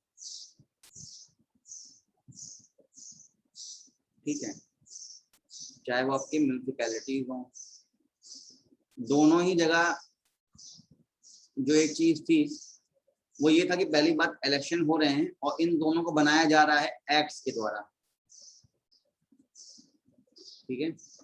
एक्ट्स कौन बना रहा है, मतलब अधिनियम कौन बना रहा है, स्टेट गवर्नमेंट बना रही है, फाइन। स्टेट गवर्नमेंट बना रही, क्यों बना रही, क्योंकि लोकल सेल्फ गवर्नमेंट जो है वो स्टेट लिस्ट का पार्ट होता है, स्टेट गवर्नमेंट के अधिकार में आता है, तो सरकार इनके लिए नियम कानून बना सकती है। एक्ट्स अधिनियम के तो मतलब विधानसभा में विधेयक पेश होता है, बिल पेश होता है, एक्ट बनाया जाता है, उसके थ्रू म्युनिसिपल कॉर्पोरेशन और म्युनिसिपैलिटीज बनाए जाते हैं। तो पहले इसका मतलब क्या है, स्टैट्यूटरी बॉडीज हैं ये, ठीक है, कॉन्स्टिट्यूशनल स्टेटस दिया गया है, लेकिन एक तरह से स्टैट्यूटरी इन नेचर भी है क्योंकि इनके लिए एक्ट बनाया गया, ठीक है। लेकिन जो नोटिफाइड एरिया कमेटी हैं इनके लिए राज्य सरकार जो है वो कोई अधिनियम नहीं बनाती, इनको बनाने के लिए बस जो गवर्नमेंट गैजेट होता है उसमें एक नोटिफिकेशन जारी कर देती है। अब गवर्नमेंट गैजेट क्या होता है, ठीक है, एक तरह का सरकारी पेपर या सरकारी डॉक्यूमेंट जिसमें सरकार अपने पॉलिसीज, रेगुलेशन, नियम कानून के बारे में या कुछ इंपॉर्टेंट इन्फॉर्मेशन उसको पब्लिश करती है, शेयर करती है, ठीक है। तो सरकार बस एक न्यूज पब्लिश कर देती है, एक नोटिफिकेशन जारी कर देती है, जैसे एग्जाम का नोटिफिकेशन आता है, आपने देखा कि पीसीएस का नोटिफिकेशन आया आज, ठीक है। तो वैसे ही जैसे नोटिफिकेशन आता है तो वैसे सरकार भी अपने अपने मेन फैसले जो लेती है उसके लिए एक नोटिफिकेशन जारी कर देती है अपने गैजेट में, अपने ऑफिशियल डॉक्यूमेंट में या ऑफिशियल पेपर्स को आप कह सकते हैं। तो नोटिफाइड एरिया कमेटी बनाने के लिए सरकार क्या करती है, बस एक नोटिफिकेशन जारी कर देती है कि हाँ इस छोटे शहर के लिए या छोटी जगह के लिए हम एक नोटिफाइड एरिया कमेटी बना रहे हैं, लेकिन सेपरेटली इसके लिए कोई बिल इंट्रोड्यूस नहीं करती विधानसभा में, ना ही एक्ट बनाती है, ठीक है। तो क्योंकि एक्ट नहीं बना तो ये जो है नोटिफाइड एरिया कमेटी कोई स्टैट्यूटरी बॉडी जैसी नहीं बन पाती, ये आप एग्जीक्यूटिव एक्शन समझ सकते हैं। So unlike the municipality, a notified area committee is an entirely nominated body. तो आपने देखा कि म्यूनिसिपल कॉर्पोरेशन या म्यूनिसिपैलिटी दोनों ही जगह इलेक्शन हो रहे थे, ठीक है। यहाँ पे नॉमिनेशन होता है, नॉमिनेट करता कौन है, state government nominates all the members including the chairman to the notified area committee, ठीक है। तो पूरा नॉमिनेशन। अब म्यूनिसिपैलिटीज और म्यूनिसिपल कॉर्पोरेशन में मैक्सिमम क्या कर रही थी, स्टेट गवर्नमेंट सिर्फ और सिर्फ अपॉइंट कर रही थी एक म्यूनिसिपल कमिश्नर या एक चीफ एग्जीक्यूटिव ऑफिसर, लेकिन जनरली जो मैक्सिमम लोग थे उसमें वो सब इलेक्टेड लोग थे। लेकिन यहाँ पे क्या है, नोटिफाइड एरिया कमेटी में मैक्सिमम लोग सारे के सारे जो हैं वो नॉमिनेटेड हैं, इनफैक्ट जो चेयरमैन है वो भी सरकार नॉमिनेट कर रही है। तो जो ध्यान रखने वाली बात ये है वो ये है कि जो नोटिफाइड एरिया कमेटी होती हैं वो एक ना ही इलेक्टेड बॉडी है, ना ही स्टैट्यूटरी बॉडी है, मतलब ना ही कोई इसके लिए एक्ट बनाया गया है, ना ही वहाँ पे स्टेट इलेक्शन कमीशन जो है इलेक्शंस करवाती है, ठीक है। और ये फुल फ्लेज नॉमिनेटेड बॉडी होती है। नॉमिनेशन करता कौन है, स्टेट गवर्नमेंट करती है, ठीक है। तो इसको ध्यान रखिएगा, नोटिफाइड एरिया कमेटी यहाँ से क्वेश्चन बन सकते हैं इस तरह के, ठीक है। तो जो भी चीजें यहाँ पे मैंने बोल्ड में लिखा है, हाईलाइट किया, उसको ध्यान रखिएगा। आगे चलते हैं, टाउन एरिया कमेटी।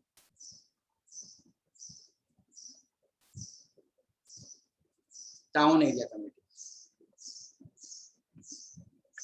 तो town area committee is created for the administration of a small town. ठीक है, एक छोटा सा टाउन है, छोटा सा शहर आप समझ सकते हैं, उसका डेवलपमेंट एडमिनिस्ट्रेशन करने के लिए जो है एक टाउन एरिया कमेटी भी बनाई जा सकती है, टैग टाउन एरिया कमेटी।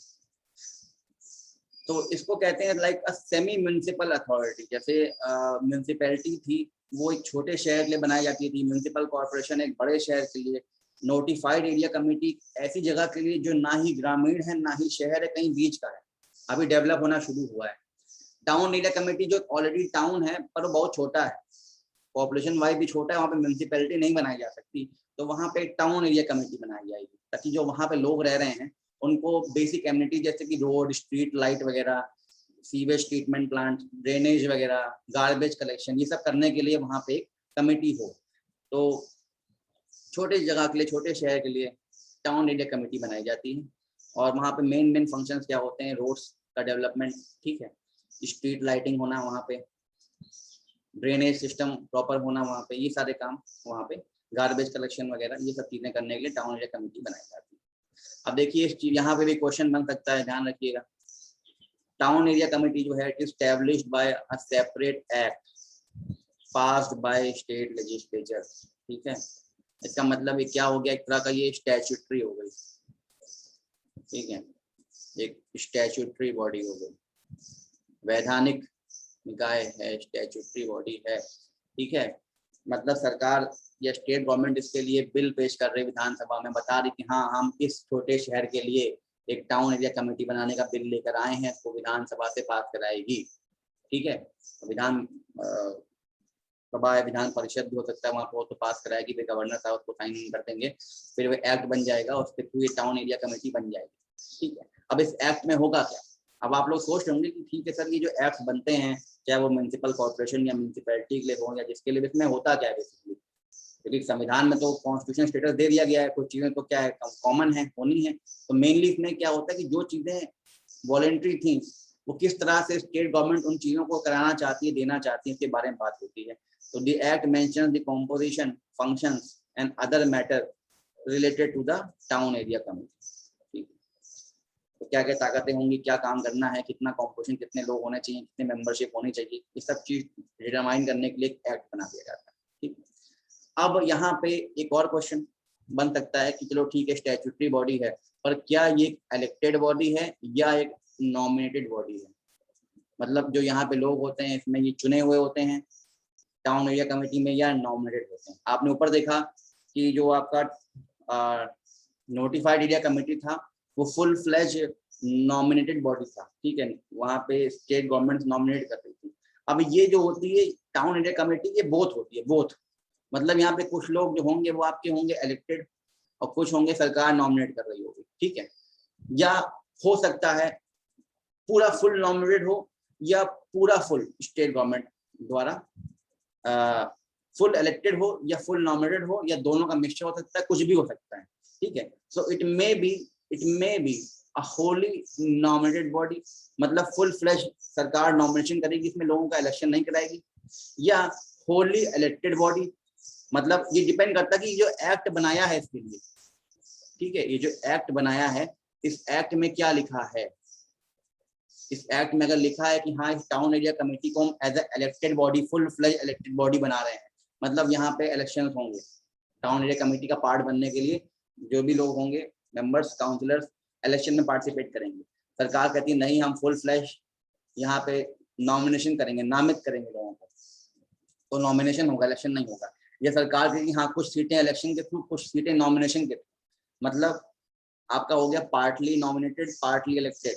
ठीक है, तो ये सब कुछ डिपेंड करता है इस एक्ट के ऊपर जो सरकार बना रही है, किसके लिए, टाउन एरिया कमेटी। तो टाउन एरिया कमेटी क्वेश्चन अगर आया कि it is only a nominated body, तब भी मत टिक करना उसको, full fledge elected body only word अगर लगाओ तो मत टिक करना। ठीक है, it can be elected, it can be nominated, it can be both. ठीक है, ये होना चाहिए ऑप्शन में। और उसके साथ साथ ये स्टैट्यूटरी बॉडी सरकार इसके लिए एक्ट बनाती है। ऊपर जो था नोटिफाइड एरिया कमेटी, सरकार उसके लिए एक्ट नहीं बनाई थी, अपनी एक रिपोर्ट में, एक ऑफिशियल पेपर में, गैजेट में बस एक नोटिफिकेशन जारी करती थी। ठीक, कैसे कहते हैं एग्जीक्यूटिव एक्शन से कोई चीज बनाना। तो ये आपका हो गया टाउन एरिया कमिटीज, ये बहुत छोटे टाउन के लिए बनाया जाता है, वहाँ पे रोड्स वगैरह के मेंटेनेंस के लिए, स्ट्रीट लाइटिंग प्रोवाइड करने के लिए, ठीक है, ड्रेनेज सिस्टम के लिए, गार्बेज कलेक्शन के लिए, कूड़ा वगैरह प्रॉपर मेंटेन करने उठाने के लिए, सब के लिए।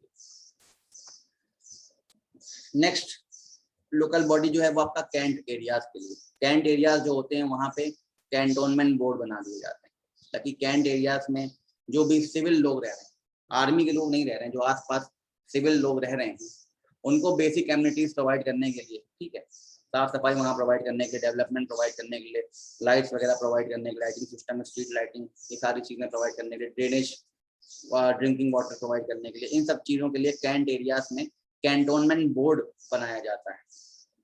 अब इसमें भी क्वेश्चंस काफ़ी आ सकते हैं, इसको भी ध्यान से पढ़िएगा, जहाँ जहाँ मैंने अंडरलाइन बोल्ड कर रखा उसको ध्यान से देखिएगा। तो कैंट बोर्ड क्यों बनाते हैं? They are created for municipal administration for civilian population. Civilian population मतलब जो नॉन आर्मी लोग रह रहे हैं, नॉन आर्मी, हम आपकी तरह जो सिविल जनता है, जो भी कैंट एरियाज में रह रही है, उनके आसपास रह रही है, वहाँ रह रही है, तो सिविल पॉपुलेशन जो रह रही है कैंट एरियाज में, ठीक है। कैंट एरियाज क्यों कहते हैं? क्योंकि बेसिकली इस एरिया में आर्मी का अपने बेस स्टेशन होते हैं, ठीक है, मतलब आर्मी यहाँ पे फुल टाइम स्टेशन रहती है, यहीं पे रहती है, आर्मी की यूनिट्स यहाँ पे रहती है। तो अब आपने देखा था कि जैसे म्यूनिसिपल कॉर्पोरेशन, म्यूनिसिपैलिटीज या आपके जो टाउन एरिया कमेटी थी, उनके लिए एक्ट्स कौन बना रहा था? स्टेट गवर्नमेंट एक्ट बना रही थी। लेकिन जो कैंट बोर्ड्स होते हैं ये बेसिकली सेंटर के कंट्रोल में आते हैं, या साफ साफ कहें तो रक्षा मंत्रालय, डिफेंस मिनिस्ट्री के कंट्रोल में आते हैं, क्योंकि ये डिफेंस का सब्जेक्ट है कैंट बोर्ड, तो डिफेंस मिनिस्ट्री के अंडर में आएगा। मतलब पार्लियामेंट इसके लिए एक्ट बनाएगी, मतलब ये भी स्टैट्यूटरी बॉडी है, इसके लिए भी एक्ट अधिनियम बनाया जाएगा, लेकिन कौन बनाएगा? पार्लियामेंट। तो unlike other urban local bodies, a cantonment board is created by act of parliament, ठीक है ना।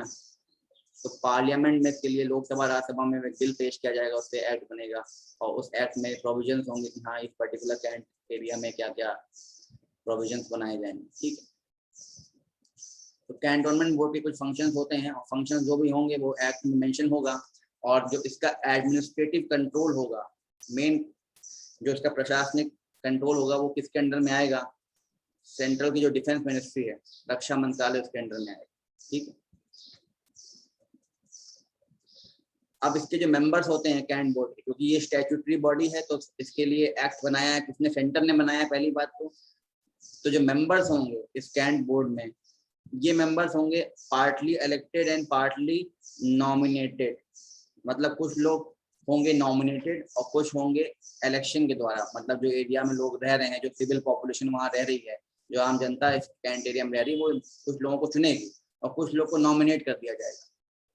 तो जो भी चुने हुए लोग हैं, इलेक्टेड मेंबर्स हैं, उनका जो कार्यकाल होगा, टेन्योर होगा, वो 5 साल का होगा। और जो नॉमिनेटेड मेंबर्स हैं वो तब तक रहेंगे जब तक वो वहाँ ऑफिस में बने हुए हैं, ठीक है, जब तक वो वहाँ पे अपना काम कर रहे हैं, ऑफिस में हैं, तब तक वो वहाँ पे नॉमिनेटेड मेंबर वाला काम करेंगे। फिर जब वहाँ चले जाएंगे, उनका ट्रांसफर हो जाएगा, रिटायर हो जाएंगे, जो भी हो जाएगा, तो वो हट जाएंगे। अब कौन होते हैं नॉमिनेटेड मेंबर्स वगैरह? ये बेसिकली जो हैं आपके मिलिट्री ऑफिसर्स वगैरह होते हैं जो कैंट एरिया में रहते हैं। तो the military officer who is commanding the station, ठीक है। अब जो कैंट एरिया है वहाँ पे जो मेन कमांडिंग ऑफिसर है, जिसके पूरे कमांड में वो एरिया आ रहा है, कैंट एरिया आ रहा है, तो he is the ex officio president of the board, ठीक है। तो ये जो कैंट बोर्ड बनता है, इसका जो हेड होता है, जैसे आपने देखा म्युनिसिपल कॉर्पोरेशन का जो लेजिस्लेटिव हेड है वो मेयर साहब हैं, ठीक है।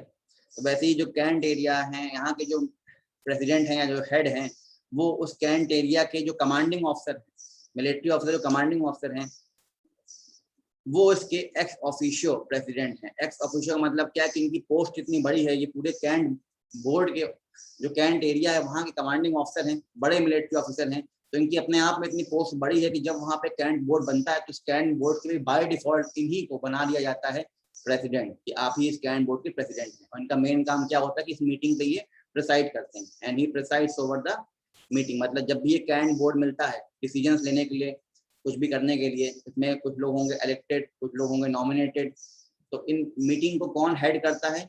यही एक्स ऑफिशियो प्रेसिडेंट, ये मिलिट्री ऑफिसर जो होते हैं यही हेड करते हैं, ठीक। और इसके साथ साथ इस बोर्ड के एक होते हैं वाइस प्रेसिडेंट, ठीक है। जो मिलिट्री ऑफिसर आपके हैं वो तो आपके क्या बन गए, प्रेसिडेंट, ठीक है, एक्स ऑफिशियल प्रेसिडेंट बन गए।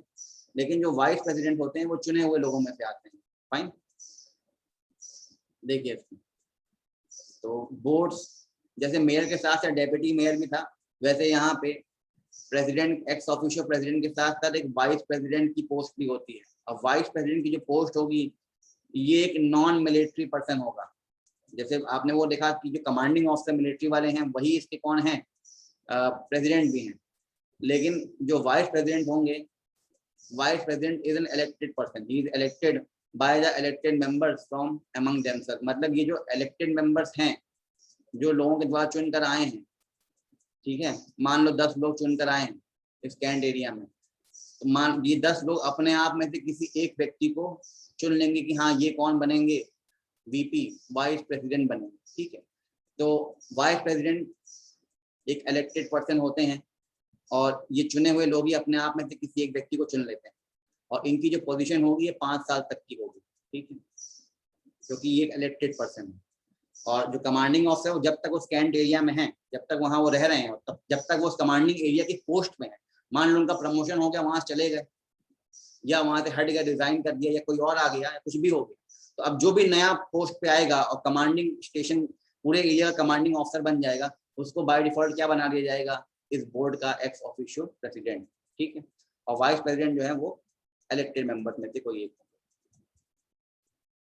अब इनका भी काम वही है जो एक म्यूनसिपैलिटी या म्यूनसिपल कॉर्पोरेशन या इन सब का होता है, ठीक है। तो काम बहुत सिमिलर होते हैं, वही कि एरिया में बेसिक नीड्स की चीज़ें प्रोवाइड करना, ब्यूटिफिकेशन करना, गार्बेज कलेक्शन में हेल्प करना, डेवलपमेंट करना, ठीक है, और सड़क वगैरह बनवाना, पार्क्स वगैरह को बनाना, पब्लिक स्कूल्स वगैरह को जो है रेनोवेट कराना, ये सारे काम होते हैं। Garbage collection, sewage treatment plant, drainage, drinking water, sanitation, health and hygiene, ये सारे काम कराना। तो वही सेम काम कैंट एरिया में जो लोग रह रहे हैं उनके लिए करने का काम कैंट बोर्ड के पास होता है, ठीक है। तो functions are similar to those of a municipality. अब सोर्स ऑफ इनकम इनकी भी क्या होती है, both tax and non tax revenue. ये अपने एरिया में जो लोग रह रहे हैं उनसे टैक्स लगाते हैं। टैक्स लगाना मतलब जो उनके एरिया में जो भी आप एडवर्टाइजमेंट कर रहे हैं या जो घर वगैरह है उसको property tax, house tax, water tax का काम भी करते हैं, ठीक है। अब नेक्स्ट अर्बन लोकल बॉडी आपकी टाउनशिप, टाउनशिप, ठीक है। आपने म्यूनसिपैलिटी देख ली, म्यूनसिपल कॉर्पोरेशन देख लिया, नोटिफाइड एरिया कमेटी देख लिया, टाउन एरिया कमेटी देख लिया, फिर आपने कैंट बोर्ड देख लिया। अब देखते हैं टाउनशिप। आपको ये वर्ड पता है, पब्लिक सेक्टर अंडरटेकिंग, PSUs वगैरह जो गवर्नमेंट कंपनी होती हैं बड़ी बड़ी, ठीक है, जिसमें सरकार के भी अपने तो शेयर्स होते हैं, स्टॉक्स होते हैं। तो जब ये कंपनी कहीं सेटअप होती है एंटरप्राइज, तो वो अपने स्टाफ के लिए कंपनी के आसपास ही कहीं अपार्टमेंट्स वगैरह या सोसाइटी बनवा देती रहने के लिए, ठीक है, ताकि जो उनके स्टाफ लोग हैं वो बहुत दूर से ना आए जाएं, वो उनके लिए वहीं रहने की व्यवस्था बना देती हैं। तो इसको टाउनशिप कहा जाता है। Townships are created by large public sector enterprises, ठीक है, जो गवर्नमेंट कंपनीज हैं वो बनाती हैं, किसके लिए, अपने स्टाफ के लिए, अपने वर्कर्स के लिए, जो उनके यहाँ लोग काम कर रहे हैं, ह्यूमन वर्कर, ह्यूमन लेबर जो उनके यहाँ काम कर रहे हैं, बाकी जो उनके यहाँ स्टाफ वगैरह हैं जो भी हैं, उनको उनके रहने के लिए रेसिडेंशियल एरिया एक सोसाइटी बना देती हैं, ठीक है। कहाँ बनाती हैं, near to the plant with all civic amenities, मतलब जहाँ भी उनकी फैक्ट्री है, जहाँ भी वो प्लांट है, ठीक है, मान लो कोई थर्मल पावर कॉर्पोरेशन वगैरह है, NTPC वगैरह है, ठीक है, कोल इंडिया है, कोई भी इस तरह की जितनी भी आप मान सकते हैं अभी पब्लिक सेक्टर एंटरप्राइजेस वगैरह हैं, वो अपने वर्कर्स के लिए, अपने स्टाफ के लिए, अपने इंडस्ट्री के पास ही, अपने प्लांट के पास ही, अपनी कंपनी के पास ही थोड़ी दूर पे एक सोसाइटी बना देती है उनके रहने के लिए, ठीक है, ताकि वहाँ पे जो लोग रह रहे हैं उनको सारी सिविक एमिनिटीज मिले, मतलब पीने का पानी मिले, लाइटिंग मिले, प्रॉपर घर मिले, सड़क मिले, ठीक है। बच्चों के जो उनके, अब मान लो उनके स्टाफ रहेंगे तो स्टाफ की फैमिली भी तो रहेगी, उनके बच्चे रहेंगे, बच्चों के पढ़ने के लिए स्कूल्स वगैरह रहें, खेलने के लिए गार्डन्स रहें, पार्क रहें, जिम्नेजियम्स वगैरह हों, ठीक है, स्विमिंग पूल वगैरह हो। तो ये सब चीज़ों को मेंटेन करने के लिए, देने के लिए, ये सब क्या होता है, सिविक एमिनिटी होती है, बेसिक नीड की जो चीज़ें होती हैं तो इनको मेंटेन करने के लिए, बनाने के लिए टाउनशिप्स बनाई जाती है, ठीक है। तो इसमें वर्ड होता है टाउन एडमिनिस्ट्रेटर। इसका काम होता है टाउनशिप में जो लोग रह रहे हैं वहाँ पे डेवलपमेंट को, मेंटेनेंस को एडमिनिस्ट्रेट करना, ठीक है।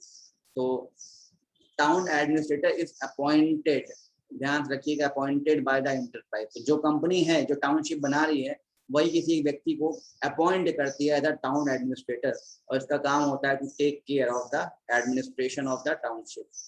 अभी जो पूरी सोसाइटी बसाई गई है जहाँ पे स्टाफ वर्कर्स रह रहे हैं, तो इसका पूरा जो डेवलपमेंट एडमिनिस्ट्रेशन है, मेंटेनेंस, उसको देखने के लिए टाउन एडमिनिस्ट्रेटर को ये कंपनी अपॉइंट करती है, ठीक है। अब इनको टाउन एडमिनिस्ट्रेटर की हेल्प करने के लिए he is assisted by, help by some engineers and some other staff, ठीक है। अब जो भी स्टाफ वगैरह इस कंपनी में वर्क कर रहे हैं वो हेल्प कर सकते हैं इसकी, टाउन एडमिनिस्ट्रेटर की, ठीक है, इस काम में। तो township form of urban government has no elected members. यहाँ पे कोई भी इलेक्शन वगैरह नहीं होता है, ठीक है, कोई इलेक्टेड मेंबर्स नहीं है, बस किसी एक व्यक्ति को टाउन एडमिनिस्ट्रेटर अपॉइंट कर दिया जाता है। कौन अपॉइंट करता है? वही कंपनी जो अपने वर्कर्स स्टाफ के लिए ये टाउनशिप बनाई है, ठीक है। तो this is all about township. आगे देखते हैं पोर्ट ट्रस्ट। ये भी एक अर्बन लोकल बॉडी ये बनाई जाती है उन सिटीज में, उन एरिया में जहाँ पे सी पोर्ट्स वगैरह होते हैं, ठीक है। तो जहाँ बंदरगाह वगैरह होते हैं वहाँ पे पोर्ट ट्रस्ट बनाए जाते हैं। तो पोर्ट ट्रस्ट भी जो है एक तरह की अर्बन लोकल बॉडी है, ताकि इन सी पोर्ट्स के आसपास जितने भी लोग रह रहे हैं उनको ये बेसिक चीज प्रोवाइड करने के लिए, लाइट्स वगैरह और ड्रेनेज सिस्टम वगैरह, सड़क वगैरह प्रोवाइड करने के लिए, ठीक है, हॉस्पिटल्स वगैरह प्रोवाइड करने के लिए जो है क्या बनाए जाते हैं? पोर्ट ट्रस्ट बनाए जाते हैं। तो port trust are created in the port areas, like अब जो भी हमारे यहाँ पोर्ट सिटीज हैं, कोलकाता, चेन्नई, मुंबई, जो भी और हैं, ठीक है, तो यहाँ पे बनाया जाता है पोर्ट ट्रस्ट। अब इनका मेन काम, ऑब्जेक्टिव ये होता है to manage and protect the port. पहली बात तो ये कि जो पोर्ट्स हैं उनकी एक तरह से प्रोटेक्शन किया जाए, ठीक है। कोई इलीगल माइग्रेंट्स वगैरह वहाँ टहल रहे हैं, कोई एनक्रोचमेंट हो रहा है उसको रोका जाए, ये सब चीज़ करते हैं। और उसके साथ साथ प्रोवाइड सिविक एम्यूनिटी, मतलब बेसिक नीड की जो चीज़ें हैं, ठीक है, सड़क, पानी, सैनिटेशन की चीज़ें, लाइटिंग, ये सब जो है प्रोवाइड करने के लिए इनका गठन किया जाता है। अब यहाँ पे जो क्वेश्चन बन सकता है वो ये है कि पोर्ट ट्रस्ट जो है इसको पार्लियामेंट बनाती है बाय एक्ट ऑफ पार्लियामेंट। तो it is a statutory body. पहली बात तो ध्यान रखना, ये क्या है? स्टैट्यूटरी बॉडी है, मतलब इसके लिए एक एक्ट बनाया जा रहा है। एक्ट बना कौन रहा है? स्टेट गवर्नमेंट नहीं बना रही है, सेंट्रल गवर्नमेंट, मतलब पार्लियामेंट बनाएगा, ठीक है, पार्लियामेंट बना रहा है, ये ध्यान रखिएगा। अब इसमें जो लोग होंगे वो कैसे होंगे? इलेक्टेड होंगे, नॉमिनेटेड होंगे। तो ये भी बोथ है, बोथ इलेक्टेड एंड नॉमिनेटेड। जैसे आपका टाउन एरिया कमेटी था में जो लोग थे वो आपके can be fully elected, can be fully nominated, can be both. तो यहाँ पे बोथ होते हैं, ठीक है, कुछ लोग होंगे इलेक्टेड, कुछ लोग होंगे नॉमिनेटेड। कितने होंगे वो डिपेंड करता है कि इस एक्ट में क्या लिखा गया है, ठीक है। और इसका भी काम वही होता है जो एक म्यूनसिपैलिटी काम होता है, कि जो लोग वहाँ रह रहे हैं उनको सारी basic amenities, civic amenities provide करना। फाइन, क्लियर है? Yes sir. ओके बेटा, अब आगे देखते हैं स्पेशल पर्पस एजेंसी, ठीक है। ये एक लास्ट है आपका म्यूनसिपल या अर्बन लोकल बॉडी। अब देखो नाम ही है स्पेशल पर्पस, मतलब किसी पर्टिकुलर काम के लिए इसको स्टेट गवर्नमेंट बनाती है, ठीक है। तो स्टेट गवर्नमेंट इनको बनाती हैं किसी पर्टिकुलर काम को करने के लिए, ठीक है, किसी पर्टिकुलर एरिया को फोकस करने के लिए, किसी पर्टिकुलर फील्ड का डेवलपमेंट करने के लिए इनको बनाया जाता है। तो स्पेशल पर्पस एजेंसी इनका नाम, ठीक है। तो जैसे भी आपने ऊपर 7 देखे हैं, 7 types of urban local body, ये 8th है, ठीक है। टोटल मिला के आपकी एक तरह से 8 हो जाती हैं, 8 अर्बन लोकल बॉडीज, ठीक है। अब तक आपने 7 देख ली हैं, 8वां ये है स्पेशल पर्पस एजेंसी, ठीक है। तो states can create certain agencies to look after specific functions, ठीक है। कुछ मेन काम जो लगता है स्टेट को, हाँ इस काम को करने के लिए ज्यादा जरूरी है कि एक अलग से एक बॉडी बना दी जाए, इसका मेन काम होगा कि एक ही काम करना है, ठीक है। तो स्पेसिफिक काम करने के लिए अर्बन लोकल बॉडी एक बना दी जाती है, इसका काम होता है स्पेशल पर्पस एजेंसी, इसका नाम होता है। अब these are function based bodies, ठीक है, ये फंक्शन, उनका एक ही फंक्शन होता है कि एक ही काम करना है, एंड नॉट एरिया बेस्ड। जैसे अभी आपने देखा ऊपर जितनी भी आपने बॉडीज पढ़ी हैं, वो 7 जो भी हैं, वो पूरे एरिया के अकॉर्डिंग काम होता है कि पूरी एक टाउन एरिया कमेटी, पूरी म्यूनसिपैलिटी, पूरे अपने एरिया में जो भी लोग रह रहे हैं उनको एमिनिटीज प्रोवाइड करेगी, ठीक है, काम करेगी, तो पूरे एरिया के अकॉर्डिंग बनाई गई है। ये एरिया के अकॉर्डिंग नहीं बनाई गई, ये कार्य के अकॉर्डिंग बनाई गई, काम क्या करना है। They are function based and not area based, ठीक है। जो ऊपर 7 बॉडी देखी आपने वो एरिया बेस्ड, ठीक है। तो इसीलिए इनको क्या कहते हैं, स्पेशल पर्पस और सिंगल पर्पस एजेंसी, ठीक है। इनको एक ही पर्पस के लिए बनाया गया, फंक्शनल लोकल बॉडीज इनको कहते हैं, ठीक है। ये एरिया बेस्ड नहीं होती, किसी पर्टिकुलर काम के बनाया जाता है। अब ये कैसी होंगी, क्या ये स्टैट्यूटरी बॉडी होंगी, क्या ये आपकी एग्जीक्यूटिव एक्शन के थ्रू बनाई गई बॉडी होंगी, जैसे कि गवर्नमेंट गजट में बना दिया गया था आपका नोटिफाइड एरिया कमेटी, ठीक है। अब इसमें दे कैन बी बोथ, ठीक है। अब वो डिपेंड करता है स्टेट गवर्नमेंट पे। पहली बात, इसको बना कौन रहा है, स्टेट गवर्नमेंट, सेंट्रल गवर्नमेंट मतलब पार्लियामेंट इन्वॉल्व नहीं है, विधानसभाएं इन्वॉल्व है।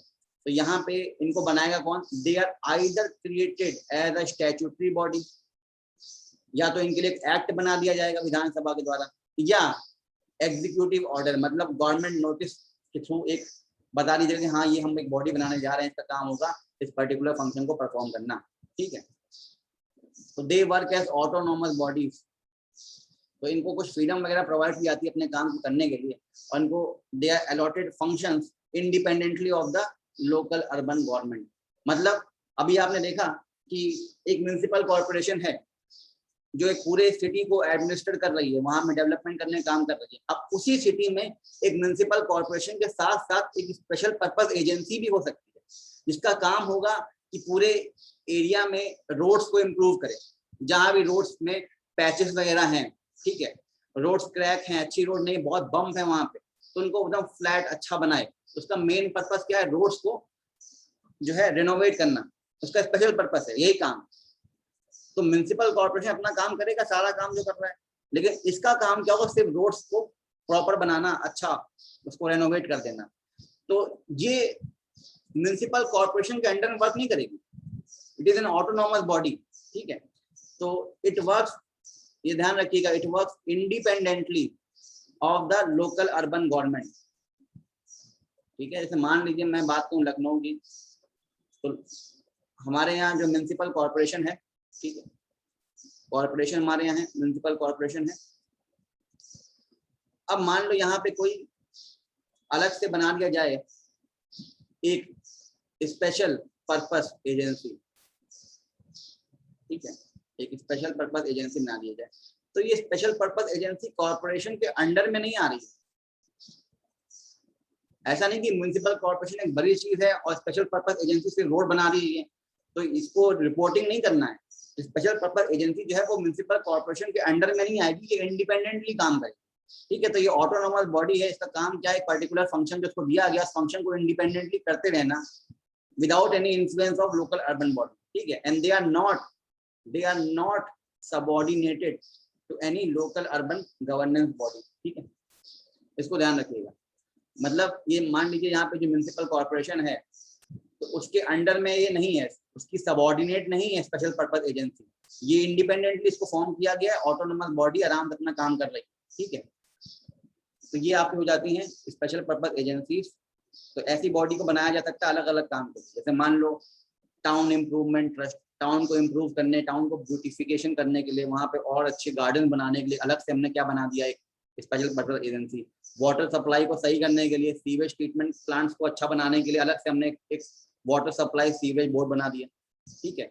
उस सिटी में म्युनिसिपल कॉर्पोरेशन है, पर मान लीजिए दिल्ली है, पोल्यूशन बहुत है वहाँ पे, तो जो दिल्ली का म्युनिसिपल कॉर्पोरेशन है, मान लो वो पोल्यूशन पे इतना वर्क नहीं कर पा, तो बहुत सारे काम करने हैं, तो पोल्यूशन कंट्रोल के लिए अलग से हमने बना दिया पोल्यूशन कंट्रोल बोर्ड।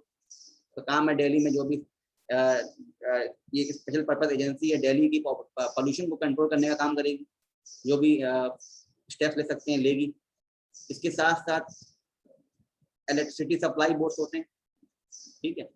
तो इलेक्ट्रिफिकेशन करने का काम म्युनिसिपल कॉर्पोरेशन का भी है, लेकिन अलग से बनाया जा सकता है कि इलेक्ट्रिसिटी सप्लाई को एनहांस करना, उस पर ध्यान देने के लिए अलग से एक बनाई जा सकती है एजेंसी, और उसका सिर्फ काम होगा कि बिजली जो है उसकी सप्लाई पर ध्यान दिया। उसके साथ साथ अलग से अर्बन डेवलपमेंट अथॉरिटीज बनाई जा सकती है कुछ पर्टिकुलर चीज़ों को डेवलप करने के लिए। सिटी ट्रांसपोर्ट बोर्ड, सिटी में जो भी पब्लिक ट्रांसपोर्ट की चीज़ें हैं, बस वगैरह, उन सबको जो है एडमिनिस्टर करने के अलग से स्पेशल पर्पज एजेंसी बनाई जा सकती है। हाउसिंग बोर्ड बनाए जा सकते हैं, ठीक है, जो लोगों को घर वगैरह दिया जा रहा है, जो अथॉरिटीज़ हैं, डेवलपमेंट अथॉरिटीज़ हैं, उसके लिए अलग से एक बोर्ड बनाया जा सकता है।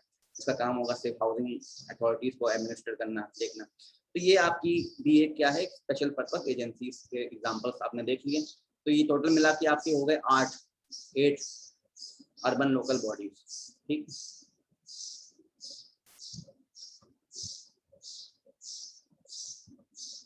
अब देख लेते हैं इनके पैसे जो हैं, आप कह सकते हैं कि सोर्सेज ऑफ रेवेन्यू क्या है इन अर्बन लोकल बॉडीज से, वो देख लेते हैं। सोर्सेज ऑफ रेवेन्यू और अर्बन लोकल बॉडीज, पैसा कहाँ से मिलता है? तो कुछ तो आपने देखा कि फाइनेंस कमीशन के रिकमेंडेशन के थ्रू इनको कुछ पैसा टैक्स जो गवर्नमेंट को मिलता है, राज्य सरकार को, वो कुछ पैसा शेयर करती है इनके साथ। और उसके साथ साथ समय समय पे कुछ इनको फाइनेंशियल पावर दे सकती हैं स्टेट गवर्नमेंट की। हाँ भाई, आप म्यूनसिपल कॉर्पोरेशन हैं तो आपके एरिया में जितने भी लोग हैं, आप उनसे कुछ कुछ तरीके का टैक्स वसूल कर सकती हैं, ताकि आपके पास फंड रहेगा तो आप डेवलपमेंट कर सकती हैं अपने एरिया का, ठीक है।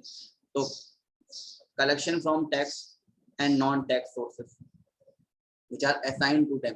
असाइन कौन कर रहा है? स्टेट गवर्नमेंट कर रही है, ठीक है। अब इसमें टैक्स कौन कौन से सकते हैं? प्रॉपर्टी टैक्स, जैसे हाउस टैक्स वगैरह जो भरते हैं, वाटर टैक्स, ठीक है। एडवर्टाइजमेंट टैक्स, जो आप देखते हैं बाहर बड़े बड़े होर्डिंग्स, बैनर्स लगे रहते हैं एडवर्टीजमेंट के लिए, तो इसकी अच्छी खासी कॉस्ट होती है। एडवर्टाइजमेंट टैक्स तो ये कौन लेता है? म्यूनसिपल कॉर्पोरेशन या म्यूनसिपैलिटी जो भी उस एरिया में है, तो वो लेती है।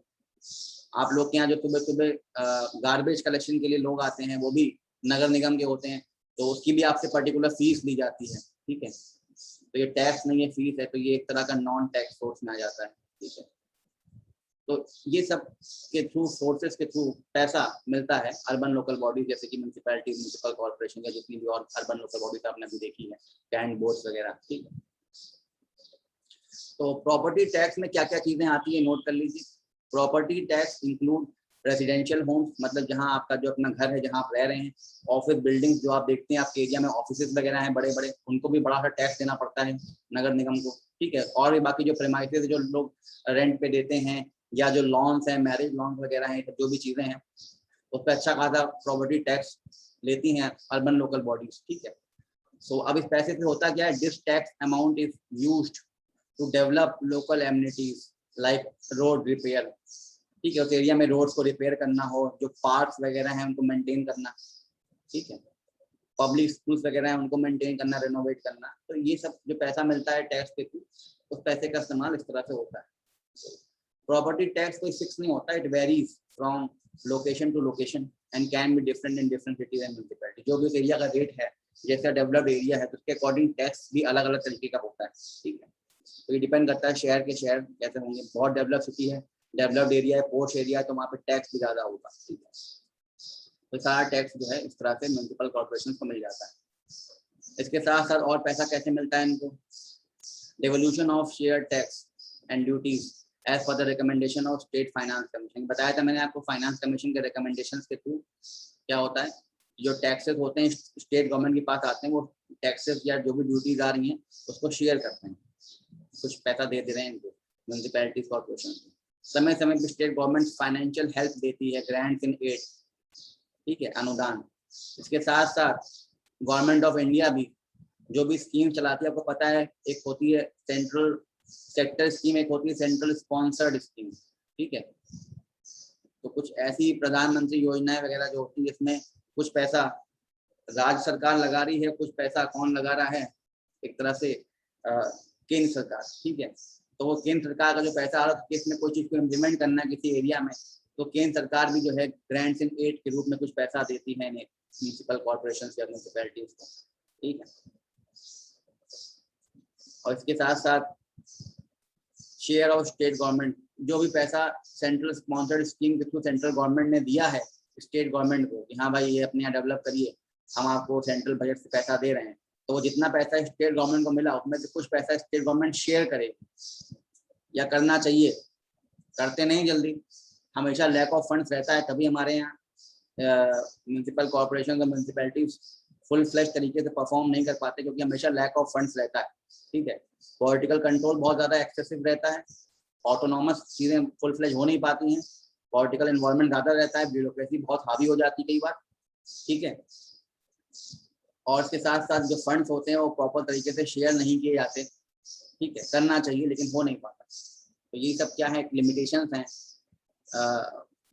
म्यूनसिपल कॉर्पोरेशन, म्यूनसिपैलिटीज या अर्बन लोकल बॉडीज की फंड्स की प्रॉब्लम बहुत रहती है इसके बाद, ठीक है। सिग्निफिकेंस क्या है, क्या फायदा है अर्बन लोकल बॉडीज जो भी हमने देखी, ये 8 बॉडीज जो हमने देखी, इनका क्या फायदा है, क्या इंपॉर्टेंस हो देखी। भाई इनका मेन काम ये है कि सर्विसेज प्रोवाइड करती हैं आपको, ठीक है। हाउसिंग सर्विस हो, इलेक्ट्रिसिटी सर्विस हो, वाटर सर्विस हो, सब सर्विस प्रोवाइड करती हैं ताकि बेसिक नीड्स की सारी चीज़ें आपको मिल सके। उस एरिया का डेवलपमेंट करती हैं, इकोनॉमिक डेवलपमेंट, सोशल डेवलपमेंट, ठीक है। लैंड यूज को रेगुलेट करती हैं, कितना लैंड किसके पास रहेगा, क्या रहेगा, डेवलपमेंट पॉलिसीज, बिल्डिंग्स के कंस्ट्रक्शन में काम करती हैं, हेल्प करती हैं। और उसके साथ साथ पब्लिक टॉयलेट्स बनाना, जैसे आप जो है सुलभ कॉम्प्लेक्स वगैरह कह सकते हैं, ये सब चीज़ें करना, ठीक है।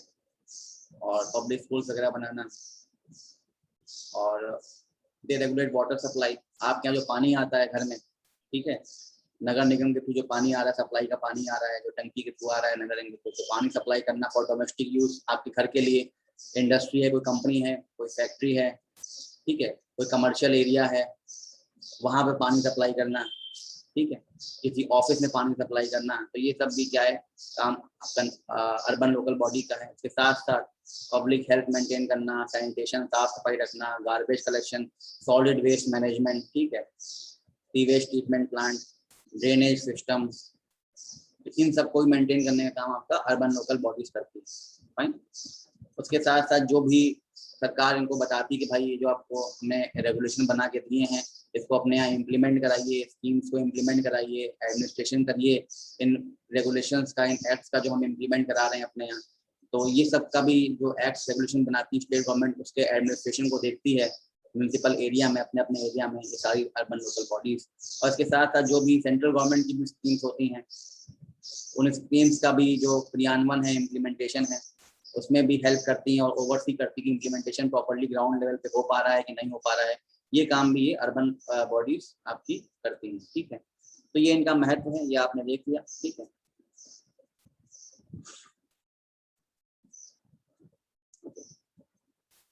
फाइन, तो यहाँ पे हमारा ये अर्बन लोकल गवर्नमेंट का टॉपिक फिनिश होता है।